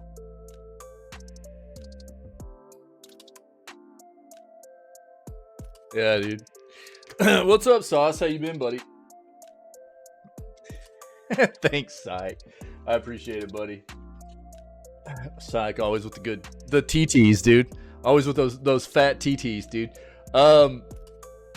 Yeah, Sketches everywhere. I like seeing Sketch take the world by storm, dude. It's funny too, man, because everybody knows. Everybody knows. You know what I mean? I love it. What I think is so cool about it too is that it's you can't help but notice that like some of the things that he does are like ticks. He has like ticks, you know what I mean? And like his movements and stuff, Oh, dude, you got to check out Sketch. Yeah. This kid is awesome. Bro, he's everywhere. He's everywhere. And he's just this like, he's a younger dude that plays games and stuff, but he's really wholesome, dude. He seems really down to earth. Dude, I saw a video of where like these like chicks were trying to like get on him and stuff, and he was just like, who's Sketch? Here, I'll show you. Yeah, he started coming up on my YouTube shorts, man, and I've been watching like all these YouTube shorts of Sketch. Dude, he's so good. I'll show you who Sketch is. Hold on. I'll bring up his Twitch page. I haven't ever like watched him. Where's he at, dude? You visit. Yeah, this is him, dude. This is him. The Sketch reel, dude. He's flipping phenomenal, dude. He streams Madden. He streams like some shooter stuff and everything, right? Yeah, but this dude is a trip, bro. He's a trip. You can see he does like Rainbow Six Siege. He'll do some GTA stuff. Some Fall Guys, Madden. He plays a lot of Madden. Yeah. Yeah. But dude, I think you should just check out. I mean, he seems like a really, really cool guy, dude. He really does. I think you should probably just. I'll flip and follow him. Yeah. You should check him out. I mean, dude, he's just blown up, dude. It's insane. It's insane. He's blown Offensive security. up, and he just seems like. Bro, he's got like these tics, dude.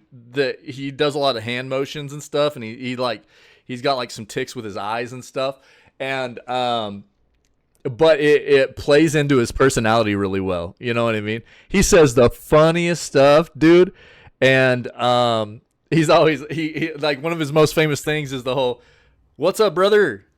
He's like, "What's up, brother?" You know, and everybody's going around doing it, man. You know, and he's just so funny, dude. He just seems real wholesome and down to earth, man. So I'll definitely promote some sketch, dog.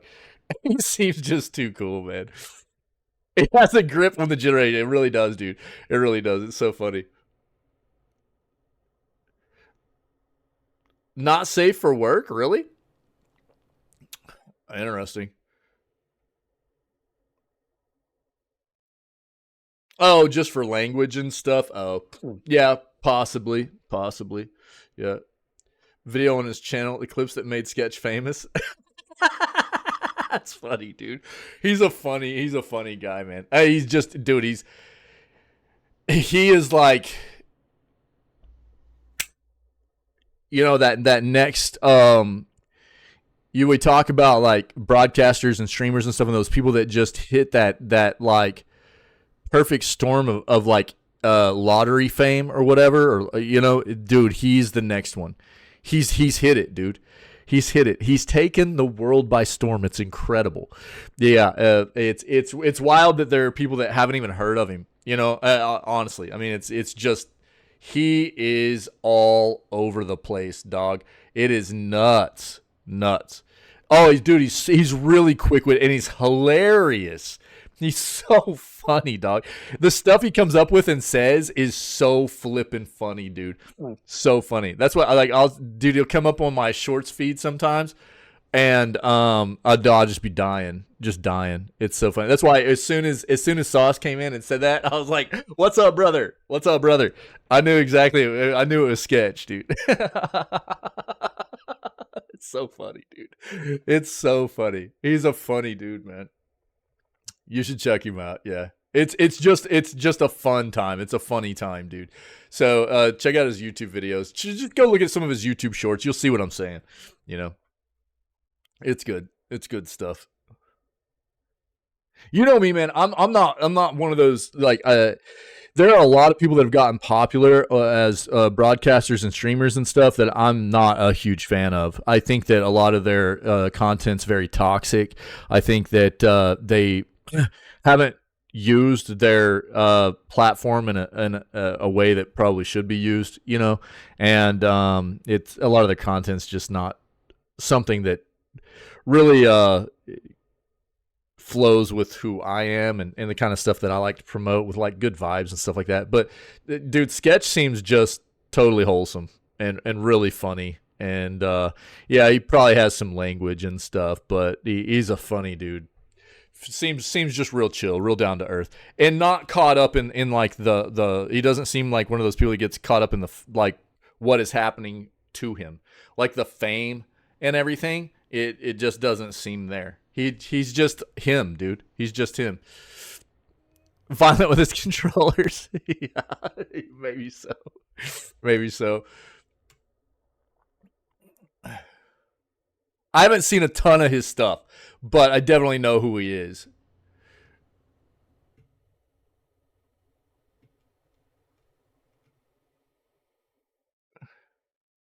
He's everywhere, dude. It's insane. Like True was saying, like pro athletes, dude. What's happened here? Hello? We get some tunes, please? What? Weird. There we go. Yeah. That part kind of hurts me. Yeah, I'm not that person either, dude. I've never been that kind of person to slam controllers or anything like that. There we go. We got it. I think we got it. Cool.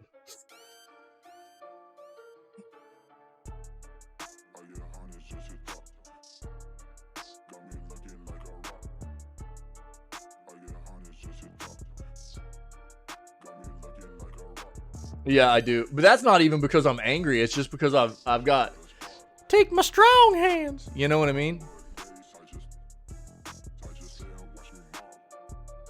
Your streams are like detox. The other content I watch is more toxic than Stewards of Chernobyl.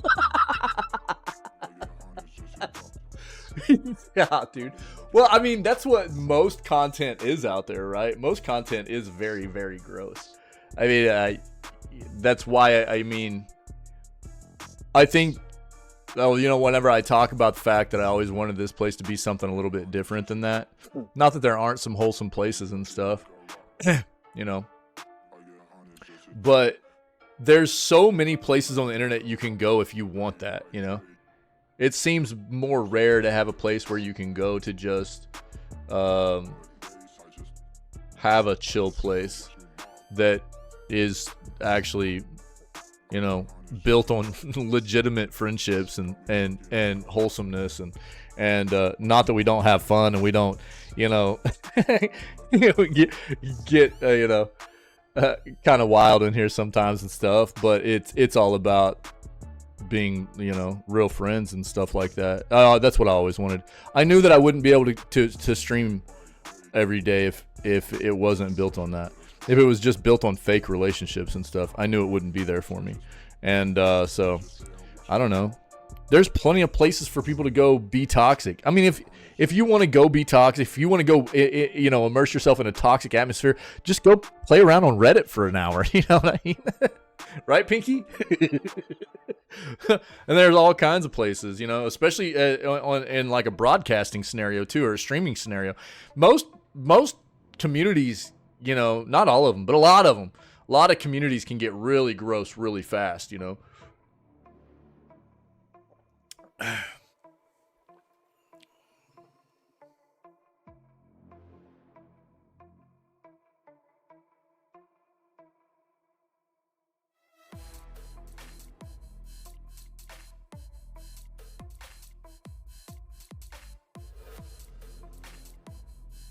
Oh, sorry, dude. I'm gross and fast.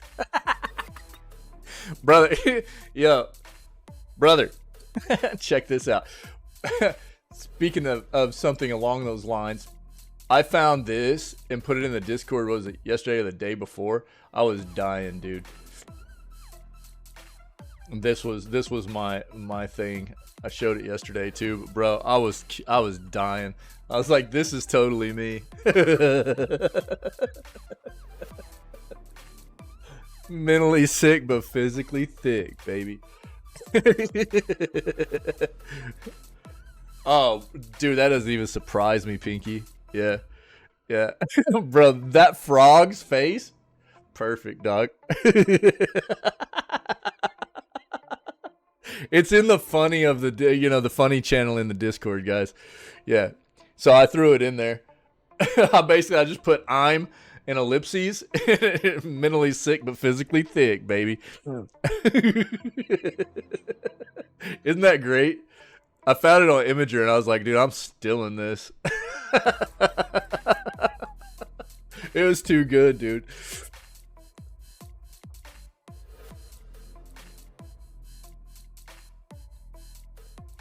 Now you got me thinking about sketch sauce. That's funny, man. Yeah, Dave the Diver, dude, coming to PlayStation Plus. Dude, I think everybody should give that game a try at least. That game is so dope. We'll just stick with this, dude. We've been we've been going hard on some conversations this morning, so we'll just stick with these, and we'll dive in to see what we got. Oh, okay. Yeah, give me a second. I'll look at it in just a bit. Oh. Yeah. Yeah, it's funny because Jinxie is always, you know, like with Sketch too, you know. And they make a pretty good team.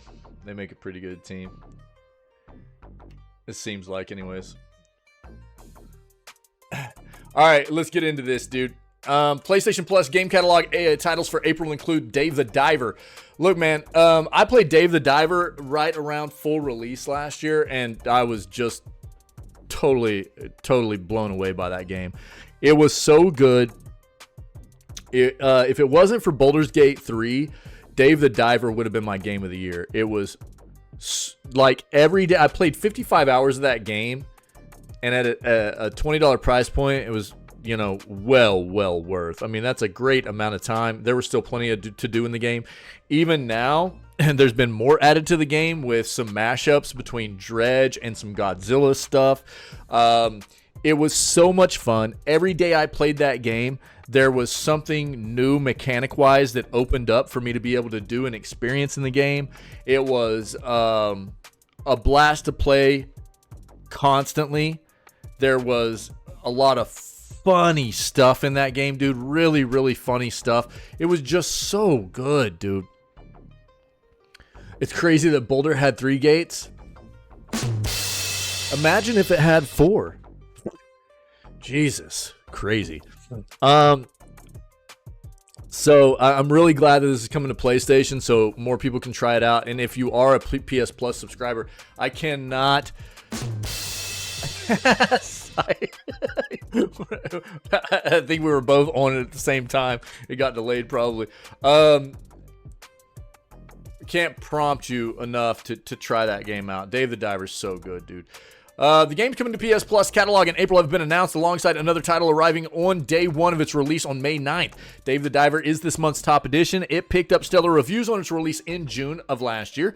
Hits PlayStation Plus on its first day on PS4 and PS5 consoles, April 16th. Until now, the game has only been available on Windows, Mac, and Switch. To play it, you'll need a subscription to either PS Plus Extra or Premium, as the basic PS Plus Essential tier doesn't get you access to the catalog collection of games. But the PS Plus catalog of games released in April are starting with April 16th. Construction Simulator, Dave the Diver, Deliver Us Mars, Lego Marvel's Avengers, Lego Ninjago Movie Video Game, Miasma Chronicles, Now Play With Your Food, Oddballers, Raji, An Ancient Epic, Stray Blade, The Crew 2, Tales of Kinzaru Zao, starting on April 23rd, and then Animal Well will be there on May 9th, which looks like a very cool game as well. That's what this one is. 3 older titles are coming to the classic catalog too. As ever, these are only available to PlayStation Plus subscribers. Alone in the Dark, The New Nightmare, PS1, Medieval, PS1, and Star Wars Rebel Assault 2, The Hidden Empire, PS1. Yeah. They give a synopsis of what all these games are if you're not familiar with them down below, but that's the meat of what we need, baby. There you go if you need it. Interesting. Let's see what this is all about here. PlayStation comes under fire for Sea of Thieves stipulation that Xbox is really to blame for. We're going to go look at this on FanWire, though. Some players are dissatisfied with the basic steps to playing a live service game.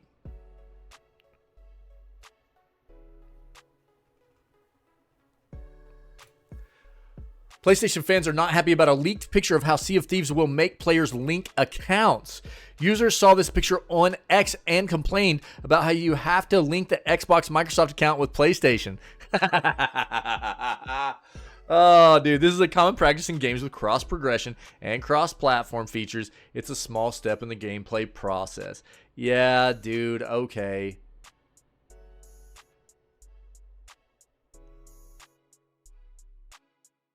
Wait, what?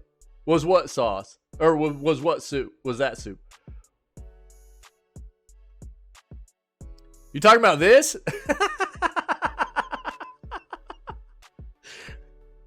The guy complaining? Oh.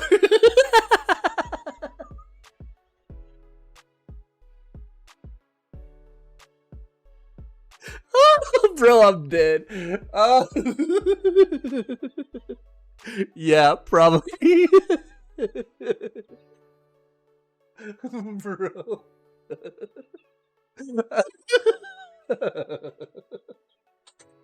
I think both. Yeah, this is Soup.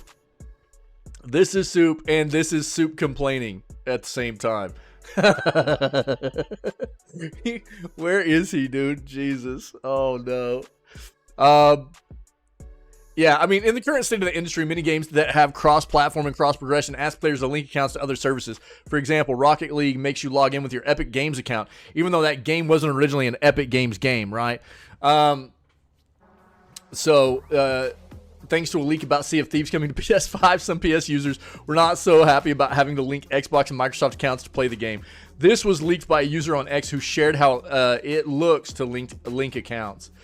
Yeah, look, man, people that are throwing a fit about this, I get it. It's not necessarily fun that this is something that has to be done, but you have to understand what the underlying issue is here and what, you know, where the game is coming from, what they have implemented.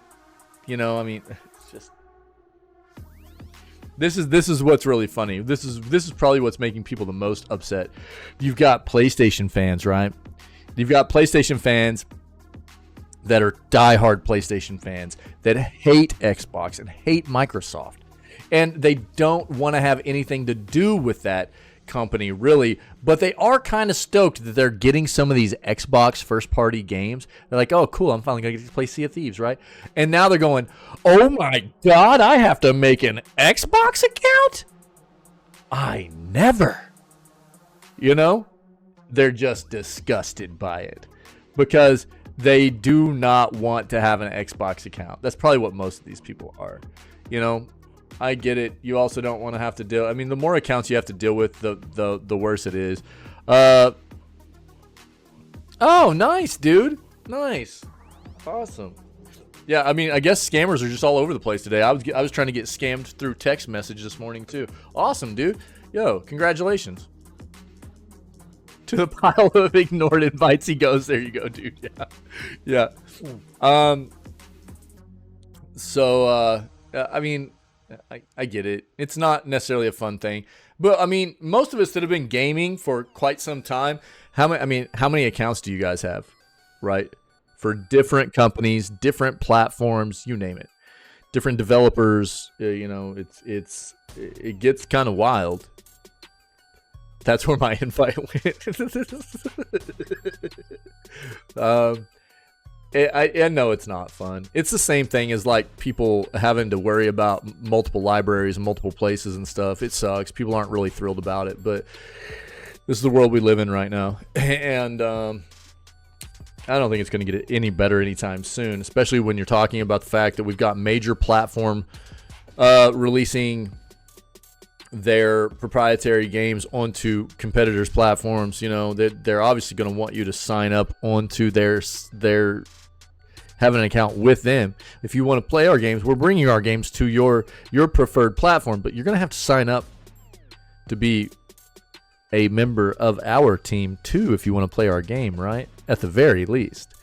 Yeah, it's to be expected, you know? I don't know. Last year's top guilty favorite action game has received a big free combat update. Wanted Dead gets a rework, but is it enough? What is this? It's a terrible game that I sort of adore. What? Created by some of the people behind the Ninja Gaiden series, it's the kind of rough diamond or perhaps chunk of lacerating windscreen glass you find at the bottom of a moldy box at a service station car boot cell along a particularly depressed stretch of the UK's M1. The setup is that you're a hard-boiled cybernetic cop called Hannah Stone who must carve her way through assorted cyberpunky backwaters using a mixture of sword and pistol, gun, fu, melee, and Gearsy over-the-shoulder shooting. Between the missions, you explore a police station full of lost souls carrying stationary supplies and participate in anime-rific interludes such as competitive ramen eating. Ooh, nice.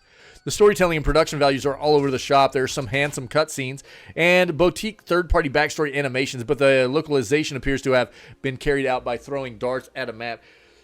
Story highlights include a comedy sex pest, assorted racial stereotypes, and a gun-dealing cat lady voiced by Quiet Off Metal Gear Solid 5,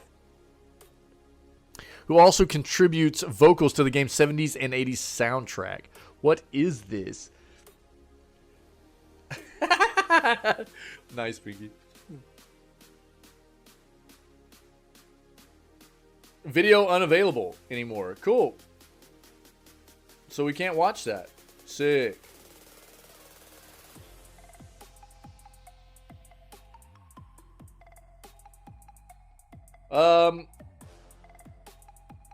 The new update expands the game's skill tree and modifies a few existing skills, meaning you'll have to redistribute skill points if you're halfway through a playthrough.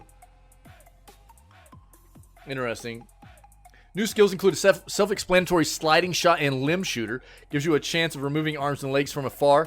This is one of those mechanics that, again, Dead Space, like we were talking earlier, Dead Space basically invented and made popular, and games have taken from Dead Space and utilized moving forward, you know. Adrenaline Rush triggers a 10-second period of slow-mo after using bullet time. I don't know that Dead Space was the first game to ever incorporate something of that mechanic, but they definitely did it in a very, very good way and popularized it for sure. During which damage will decrease the slow-mo period rather than your HP. In other words, use it to either perform or a precise attack or tank some damage. Bunch of auxiliary upgrades. Bullet time aiming. Meanwhile, bullet time aiming now only applies slow-mo only to enemies, not your character, Hannah.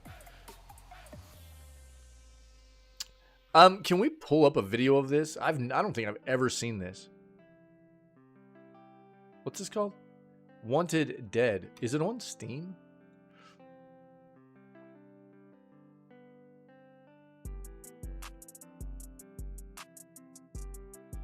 Yeah. Let's take a look at this.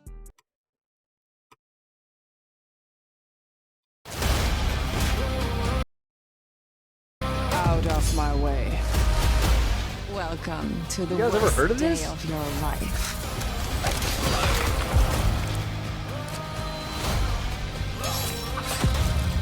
Do you feel pain? Do you? Don't make me hurt you.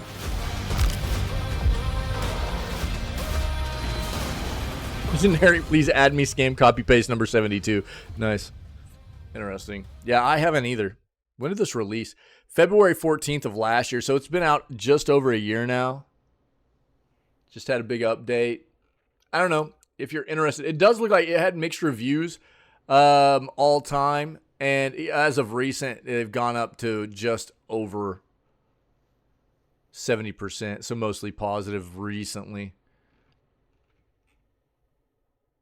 It's on sale for $15 right now. I don't know. It might be worth a look. I don't know. There you go. Never even really heard of it, I don't think. Apple Watch time soon?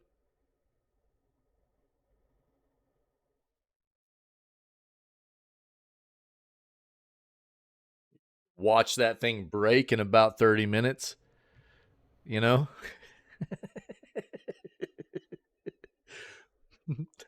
What is this, dude? No. Jesus Christ, are you kidding me? You're going to pay $1,200 for an Apple Watch?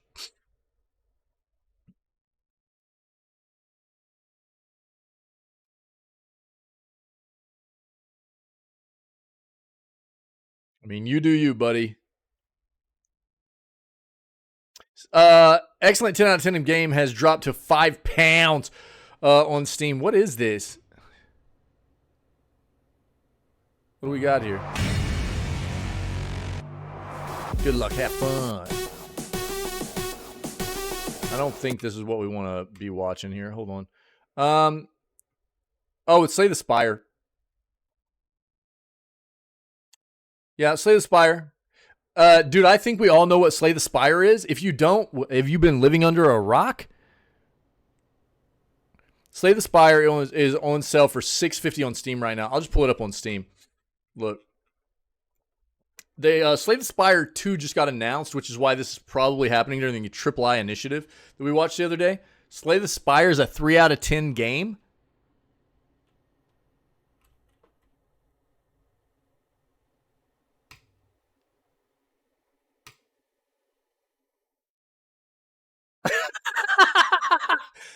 Somebody ban that guy. I'll play it. Check it out. So you can see Slay the Spire 2 just got announced. I'll send this to you guys so you can wishlist it if you want. It's planned to release for next year, but not a bad thing. Go ahead and throw this on your wish list if you're interested. Slay the Spire 1, though, is a phenomenal game. And I haven't played enough of it, but you can see from the all-time reviews, this game came out at the beginning of 2019. It is 97% positively rated of almost 131,000 reviews at this point. And it is very fun. It's a roguelike deck building kind of game. It's very, very cool. It's a lot of fun. And it is $6.24 right now. It's a very, very solid price for this game. Very good. Nice. Get him, True. So that first link will be for Slay the Spire 2 that's coming out next year. The second link is for the current Slay the Spire that came out in 2019 that you can get for $6.50 right now, okay? The other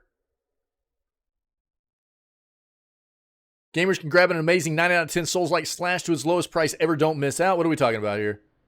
Liza P. Well, it's like $40, I think. Yeah, I saw it on sale. I want to play Liza P this year. I wanted to play it last year. I didn't have time for it. Liza P. What I'm waiting for, though, is the DLC to come out for it. So Liza P is like $42. Yeah, I saw this. This is supposed to be a very, very, very good Souls-like game, and it's supposed to be very hard. So, Soup, you won't like it because hard games are hard, Dad.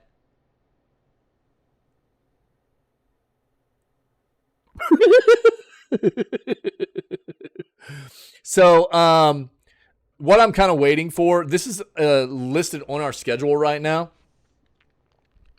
And what I'm waiting for is to find out when hopefully they'll be dropping some DLC this year. It's on the schedule, but it could get moved around because I really, really, really want to wait until they get some DLC dropped for this game. I've waited this long. I didn't play it on release, even though I was following this game for a long time through its development process, and I was really interested in the premise of this game. I had some other things I was playing at the time. So, dude, I put 260 hours almost into The Witcher 3. Jesus Christ.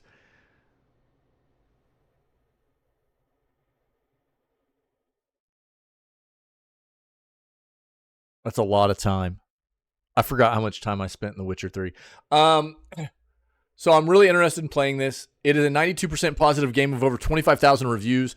It is at a decent price right now at $42, but I do think they've already told us we're going to be getting DLC for this game, and I'm hoping it'll be this year. So we'll wait and see. But here's your link. I'll give you that, Soup. I'll give you that. You did finish... At least you told me that you finished Demon's Souls. I'll give you some respect there. But what were you telling me yesterday that was too hard? Can't remember. You were like, it's too hard, Dad.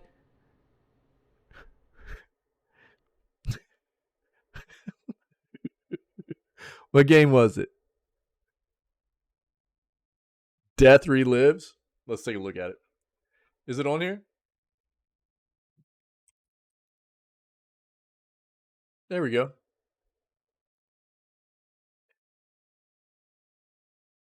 It's supposed to be coming out pretty soon here, huh?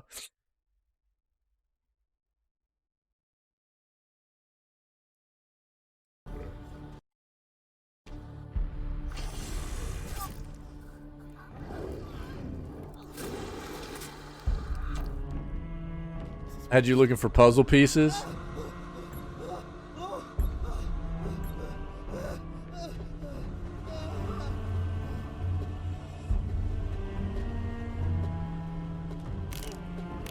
Oh, that's dope. You just got scared, dude.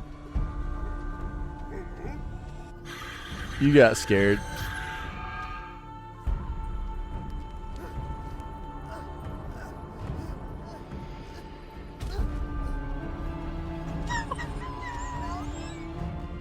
Yeah. Yeah. Well, why didn't you find the other one, dude? You gave it a 5 out of 10 because it was too hard. Now it makes me want to play it so I can show you how easy it is. Why do they need to give you hints?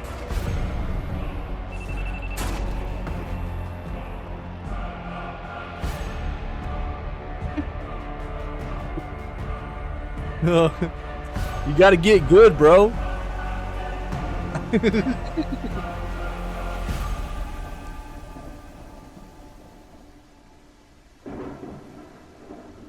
Soup's like, it's too hard, Dad. I need hacks and cheats. I'm gonna go Smurf. I'm gonna go Smurf on people. That's better. That feels easier and better. It feels good and real satisfying to Smurf on people.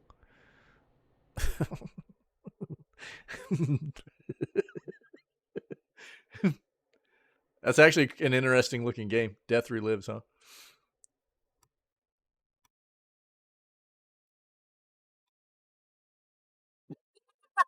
Yeah, I kind of do. I don't find everything though. I am kind of meticulous, but I'm just trying to get under Soup's skin a little bit. He knows that though. He knows that. Withering Rooms. See what this is. Withering Rooms is a haunted house action RPG with notes of Bloodborne and American McGee's Alice. Out of early access now. Beware the piano playing Ghost. Interesting. Another puzzle game, 100%. Some new video game releases pounce on us like excitable golden retrievers, while others become apparent to us more insidiously like undead golden retrievers creeping back from the grave to do their master's bidding unto eternity. So, Pet Cemetery? Withering Rooms is one of the latter, released out of early access last week and noticed by me just yesterday. It's a haunted mansion Metroidvania in which you are a small girl in a nightie who must use meat cleavers, pentagrams, and spells of self-enlargement or possession or incineration to overcome various monsters of the silently hilly and or residentially evil persuasion. No, none of the monsters are golden retrievers. Let's see what this is. Yeah, I don't know. I don't know, Timwin. That's what I was thinking too. They might just be fans of golden retrievers or something. What up, Timwin? Happy Friday, brother. Real? Brother. Happy Friday, brother.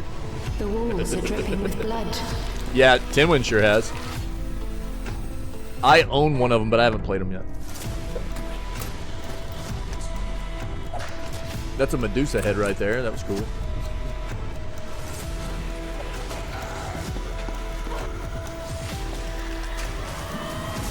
This is my dream. I won't let you destroy all of this. Interesting. The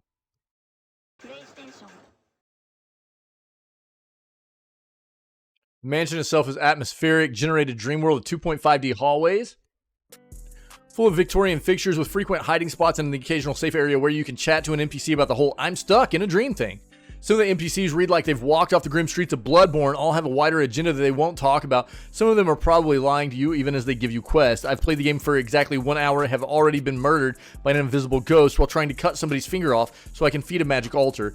Is Withering Rooms decent? I think it might be. It's got cult hit written all over it. Probably not with ink.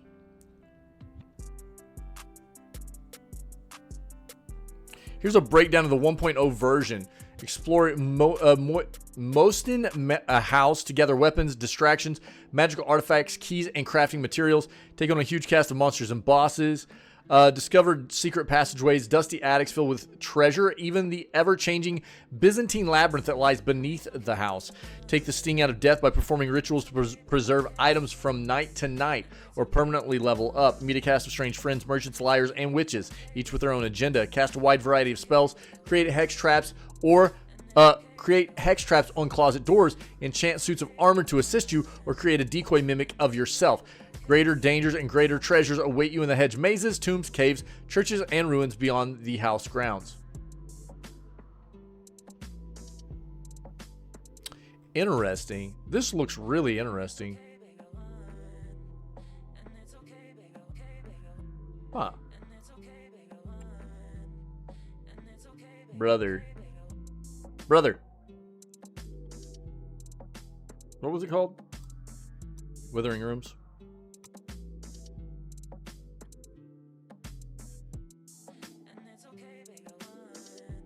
I can't quit doing it now.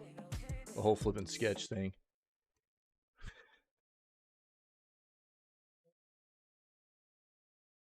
What up, Ferret? Oh, what's this?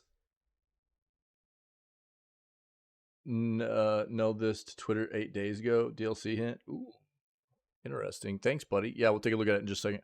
Thanks, Tim. Appreciate it, man. Gameplay trailer. What's this one?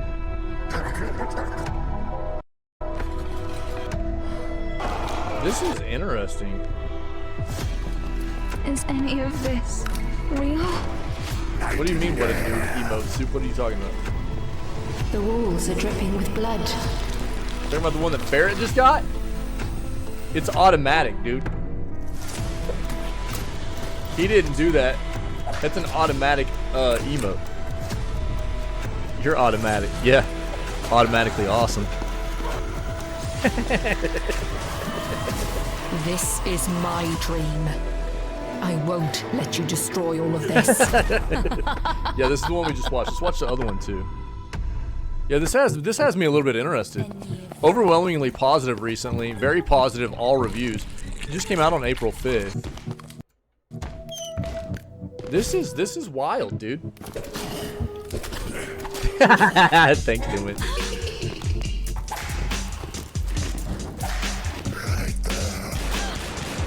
Besides you.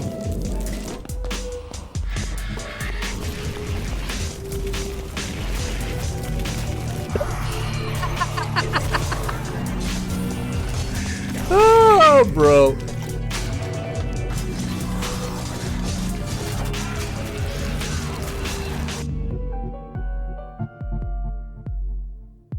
Oh, did you see that map?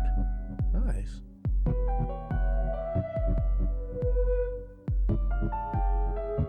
This is interesting. It does look a little bit clunky, Tinwin. The animations and stuff look a little bit awkward, a little bit weird, clunky. But it looks like it's got some potential, man.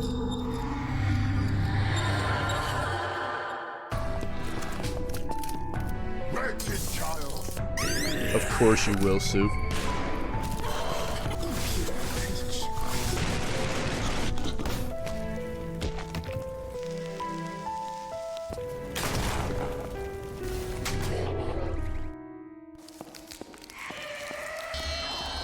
Mom?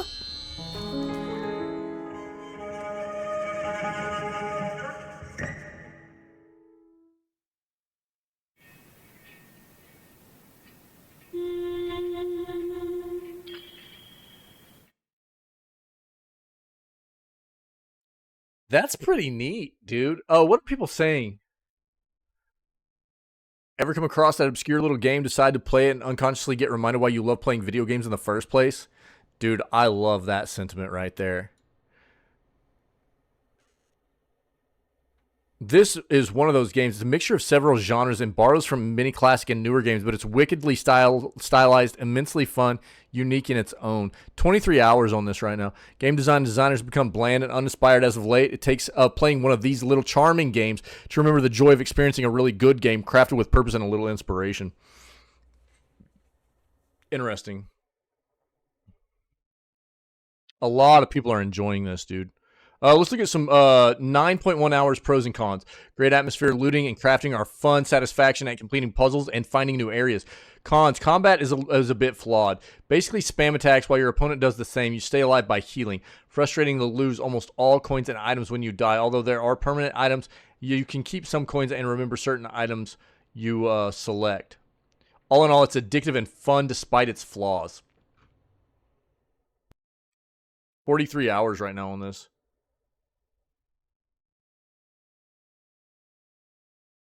The very light invasion mechanic incorporated with version 1.0. This looks neat, dude. I'm really interested in this. Withering Rooms. I'm gonna actually pop this into the schedule a little bit, probably towards Scaretober. Maybe just as a side note, Withering Rooms. This is pretty cool. I like the premise of this. If you guys want the link to the Steam page, here you go. Let's bring up the schedule real quick.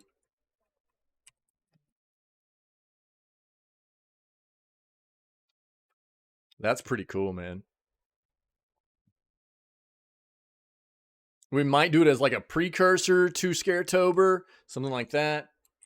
Because it's not really a scary game, but it's got like that spooky vibe.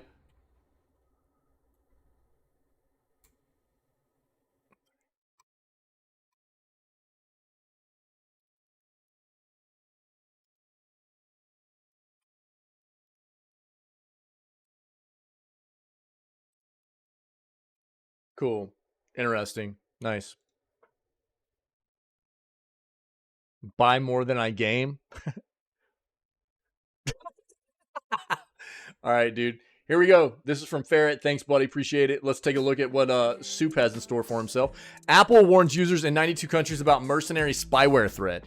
On Wednesday, the company set out an alert to select iPhone users about detecting a targeted mercenary spyware attack. Not gaming news, but this is good stuff to be informed about, okay? Apple has warned select iPhone users about a commercial-grade spyware attack targeting devices in 92 countries. The company this week sent out a threat notification email with the title, Apple detected a targeted mercenary spyware attack against your iPhone. According to Apple, the spyware attack has been trying to remotely compromise iPhones. This attack is likely targeting you specifically because of who you are or what you do. Although it's never possible to achieve absolute certainty when detecting such attacks, Apple has high confidence in this warning. Please take it seriously. Apple wrote in the message, which it also supplied to PC Magazine. You can read the entire thing right here. Apple declined to elaborate on the specific spyware attack, since doing so could tip off the attackers about the company's detection techniques. Still, the email references commercial surveillance provider NSO Group, an Israeli company notorious for developing the Pegasus spyware, which can sometimes hijack a smartphone simply by sending the user a single message. In the past, Pegasus has been found on phones belonging to activists, journalists, and politicians, with additional evidence pointing to governments possibly buying access to the spyware tech. These spyware attacks can cost millions of dollars to develop. They can then expire once the software vulnerabilities they exploit are patched. As a result, commercial spyware providers and their government customers tend to deploy such attacks in a targeted fashion, rather than through mass deployment. Still, Apple's alert underscores how pervasive commercial spyware has become, targeting users in nearly half of the world's countries.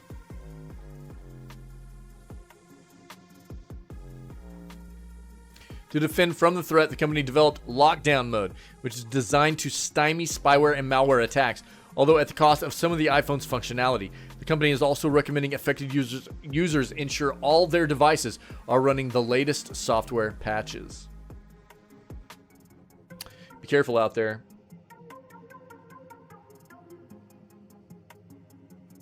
Look, I mean, anything that is very prominent, very popular as far as usable technology across the world is always going to be more targeted by malicious actors. And Apple's a very, very, very popular device for people to use across the world. So it's not necessarily a surprise to see this kind of thing happen. But you need to be hyper aware of it and be very, very careful out there. Seriously. If you need to read more, take a look. And last but absolutely not least, Tinwin, thank you, my friend. And Ferret, thanks for that previous article, buddy. I appreciate it. I know that's not gaming news, guys, but as somebody who is a, I've got degrees in the technology field. I'm always immersed in what's going on in technology, not just video games. Before I started streaming, I was in various different technological career fields in IT and things like that. And so if I can raise awareness about some of the things that might be affecting certain people and the devices they use, I'm going to take that opportunity, okay? And Ferret, same thing for Ferret. We closely align on that kind of stuff, and I appreciate it, buddy. So moving on. Last but not least, again, Tinwin, thank you for this, man. Appreciate it. So looks like we have a post for maybe somebody put Blasphemous 4. Dog, wait, where's Blasphemous 3? That's funny. Someone say about this. The art creative director writer for Blasphemous 1 and 2 from the Game Kitchen nailed this to the Twitter 8 days ago. DLC hint, possibly? Just a hint, not even a teaser. Yeah, interesting. Interesting. So maybe some new stuff coming. That's actually our boy right there. That's Tinwin right there. DLC, maybe. Could be. Looks a bit like Mea Culpa. Yep. We'll see what happens.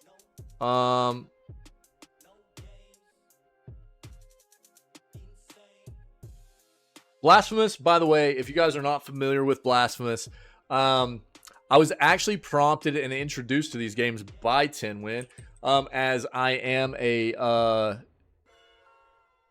very, very, I love Metroidvanias. Dude, you even gifted me one of these, didn't you? I'm pretty sure you gifted me one of these, by the way, so thank you very much, buddy. So the Blasphemous games are insanely good. They are very gothic, very, very good, true Metroidvania games, man. I cannot recommend them enough. I mean, they are, they've got a Souls-like kind of play to them where they can be considered difficult by many people. You know, they've got a lot of secrets, as a very good Metroidvania will. The first Blasphemous, I'll tell you something. The first Blasphemous taught me a lot about going back and re-engaging with NPCs as often as possible. It's something that I had not really... I had lost touch with doing that kind of thing in games. In Blasphemous 1, I will always remember the fact that it really taught me, again, that I need to be re-engaging with NPCs on the constant. Re-engaging constantly, because things are always needing to be addressed over and over. And there are things that are changing in the game all the time. It was something that I'll never forget about playing Blasphemous 1. Their OSTs are great. They all the way around, these games are just phenomenal. You'll get, I think, roughly 30 probably hours into each one of them. I think that's what I got. Yeah, I got 29.8 hours in Blasphemous 1. They have Blasphemous 2 linked in here. There's Blasphemous 2. I think I got right around the same in this one, 29.2 in Blasphemous 2 as well. They are very, very, very good games. I highly recommend. Yeah. Well, I mean, and, you know, for anybody that hangs out here knows that I'm a pretty meticulous game player. I don't necessarily 100% my games, but I do take my time. I do a fairly completionist style of playthrough in most of my games. So I don't 100% because I don't look up things about my games, and I'm not going to waste a lot of stream time with making people trudge through unengaging content. So that's one of the reasons that I don't end up 100%ing a lot of my games. Both of those reasons. Unengaging content where I'm just struggling to find or get certain things done, as well as I don't look up information about the games I play. So, but I do play games very meticulously and in a completionist style. So if you can probably look to get anywhere from 20 to 30 hours depending on your play style, I would say. And there is New Game Plus, correct. New Game Plus as well, like Tinwin said there. New Game Plus. If you like Metroidvanias and Souls-like games, these are phenomenal. They're very, very, very good. And they've got a very cool art style, very good setting around them and everything. Highly recommend. They're very good games. And that's interesting, man. We'll see what comes from that maybe little tidbit on Twitter there, man. Thank you very much, buddy. I appreciate it. That's the news, my dudes. Oh, did you, Pinky? Oh, nice, dude. All right, cool, man. Awesome. Time to get some fruits. I want some orange. Are you talking about orange best? Pink close second.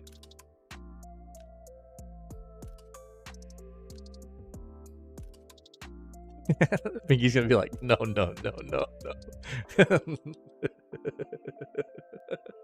Apple better? No. Actually, my favorite fruits are actually mangoes and pineapples, to be fair, and bananas. I like bananas a lot too. Strawberry supremacy. Strawberries are good, but you got it. As with any fruit, dude, strawberries need to be ripe. If you eat strawberries too early, boy, they just are kind of more bitter than anything else. But most fruits are like that. I was just talking about color more than anything originally. Apple better only after Android fixes it. Nice, Ferret. That's funny, dude. Oh, bro. Oh, I did, Soup. It just didn't make any sense.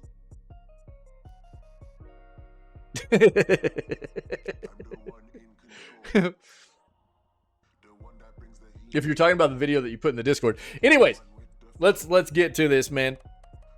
It was a great news segment, guys. I appreciate it. We need to get into this gaming stuff. Don't forget, man, today is the last day I'll be live for roughly the next week. I will make sure and let you guys know. So obviously, starting tomorrow, the stream will be down. I'm taking a vacation. I haven't had a vacation with my wife and kids in a while, so we're going to go do our thing. We're going to have a little bit of some vacation time together.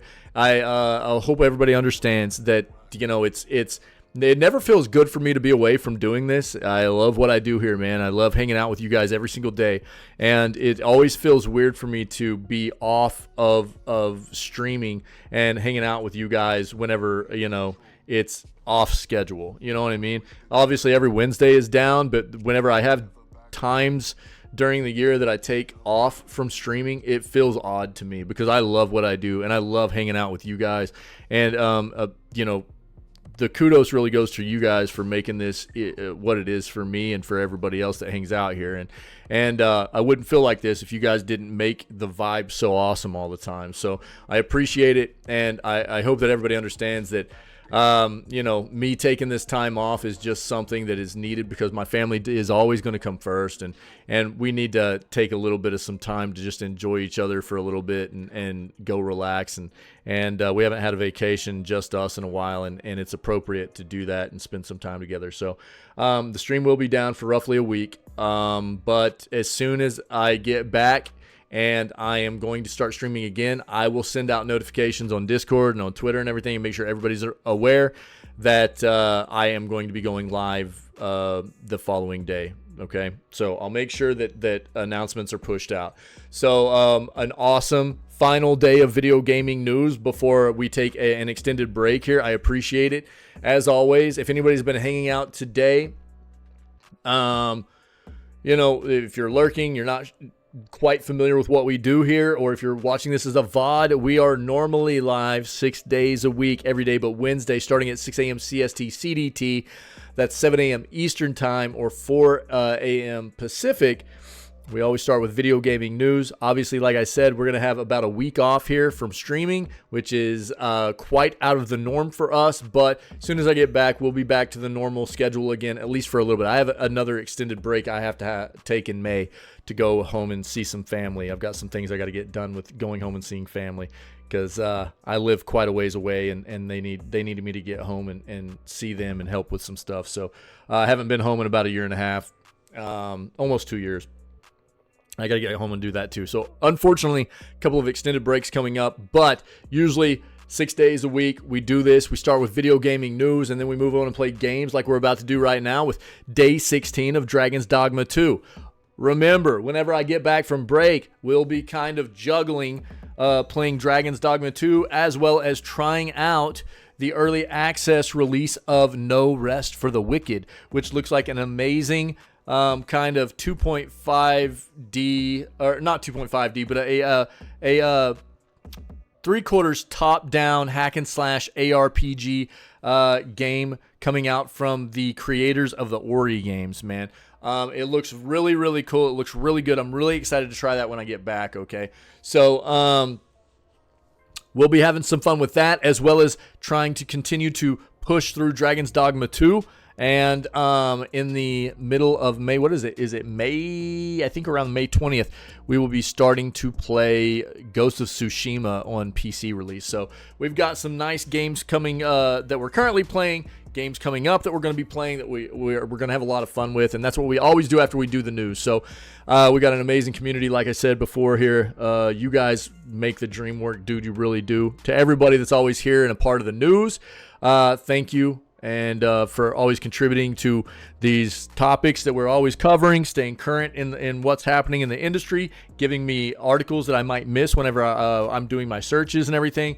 It wouldn't be what it is without you guys, so thank you very much. And to everybody that might be interested in what we do here, I can't prompt you enough to come hang out and just be a part of what we do when we're live, because this community is amazing. It's really at the core. It's about, having legitimate relationships, friendships with one another, taking care of one another, cultivating an amazing, welcoming atmosphere for everybody to be a part of, being civil about things even when we might not agree about stuff, just being civil about stuff, and, spreading good vibes, really. So if you can dig that, come be a part of it. We're always looking for more people to be a part of what we do when we're live, and just to continue to grow such an amazing place for all of us to be a part of. So other than that, man, happy flipping Friday. I hope everybody's weekend is starting very well, and stay healthy, stay safe, be kind. I'm not going anywhere, dude. The stream's not going down. We got plenty of Dragon's Dogma 2 content coming up in a moment. We're going to start getting ready for playing Dragon's Dogma 2,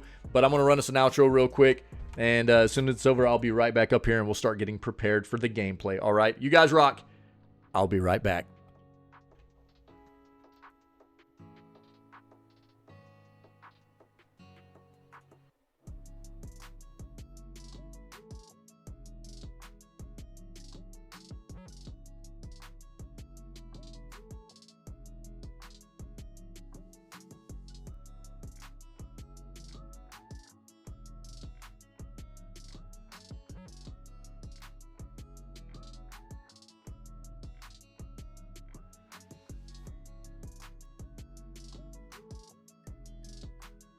Psych, thanks for the cheers this morning, my dude. I appreciate it.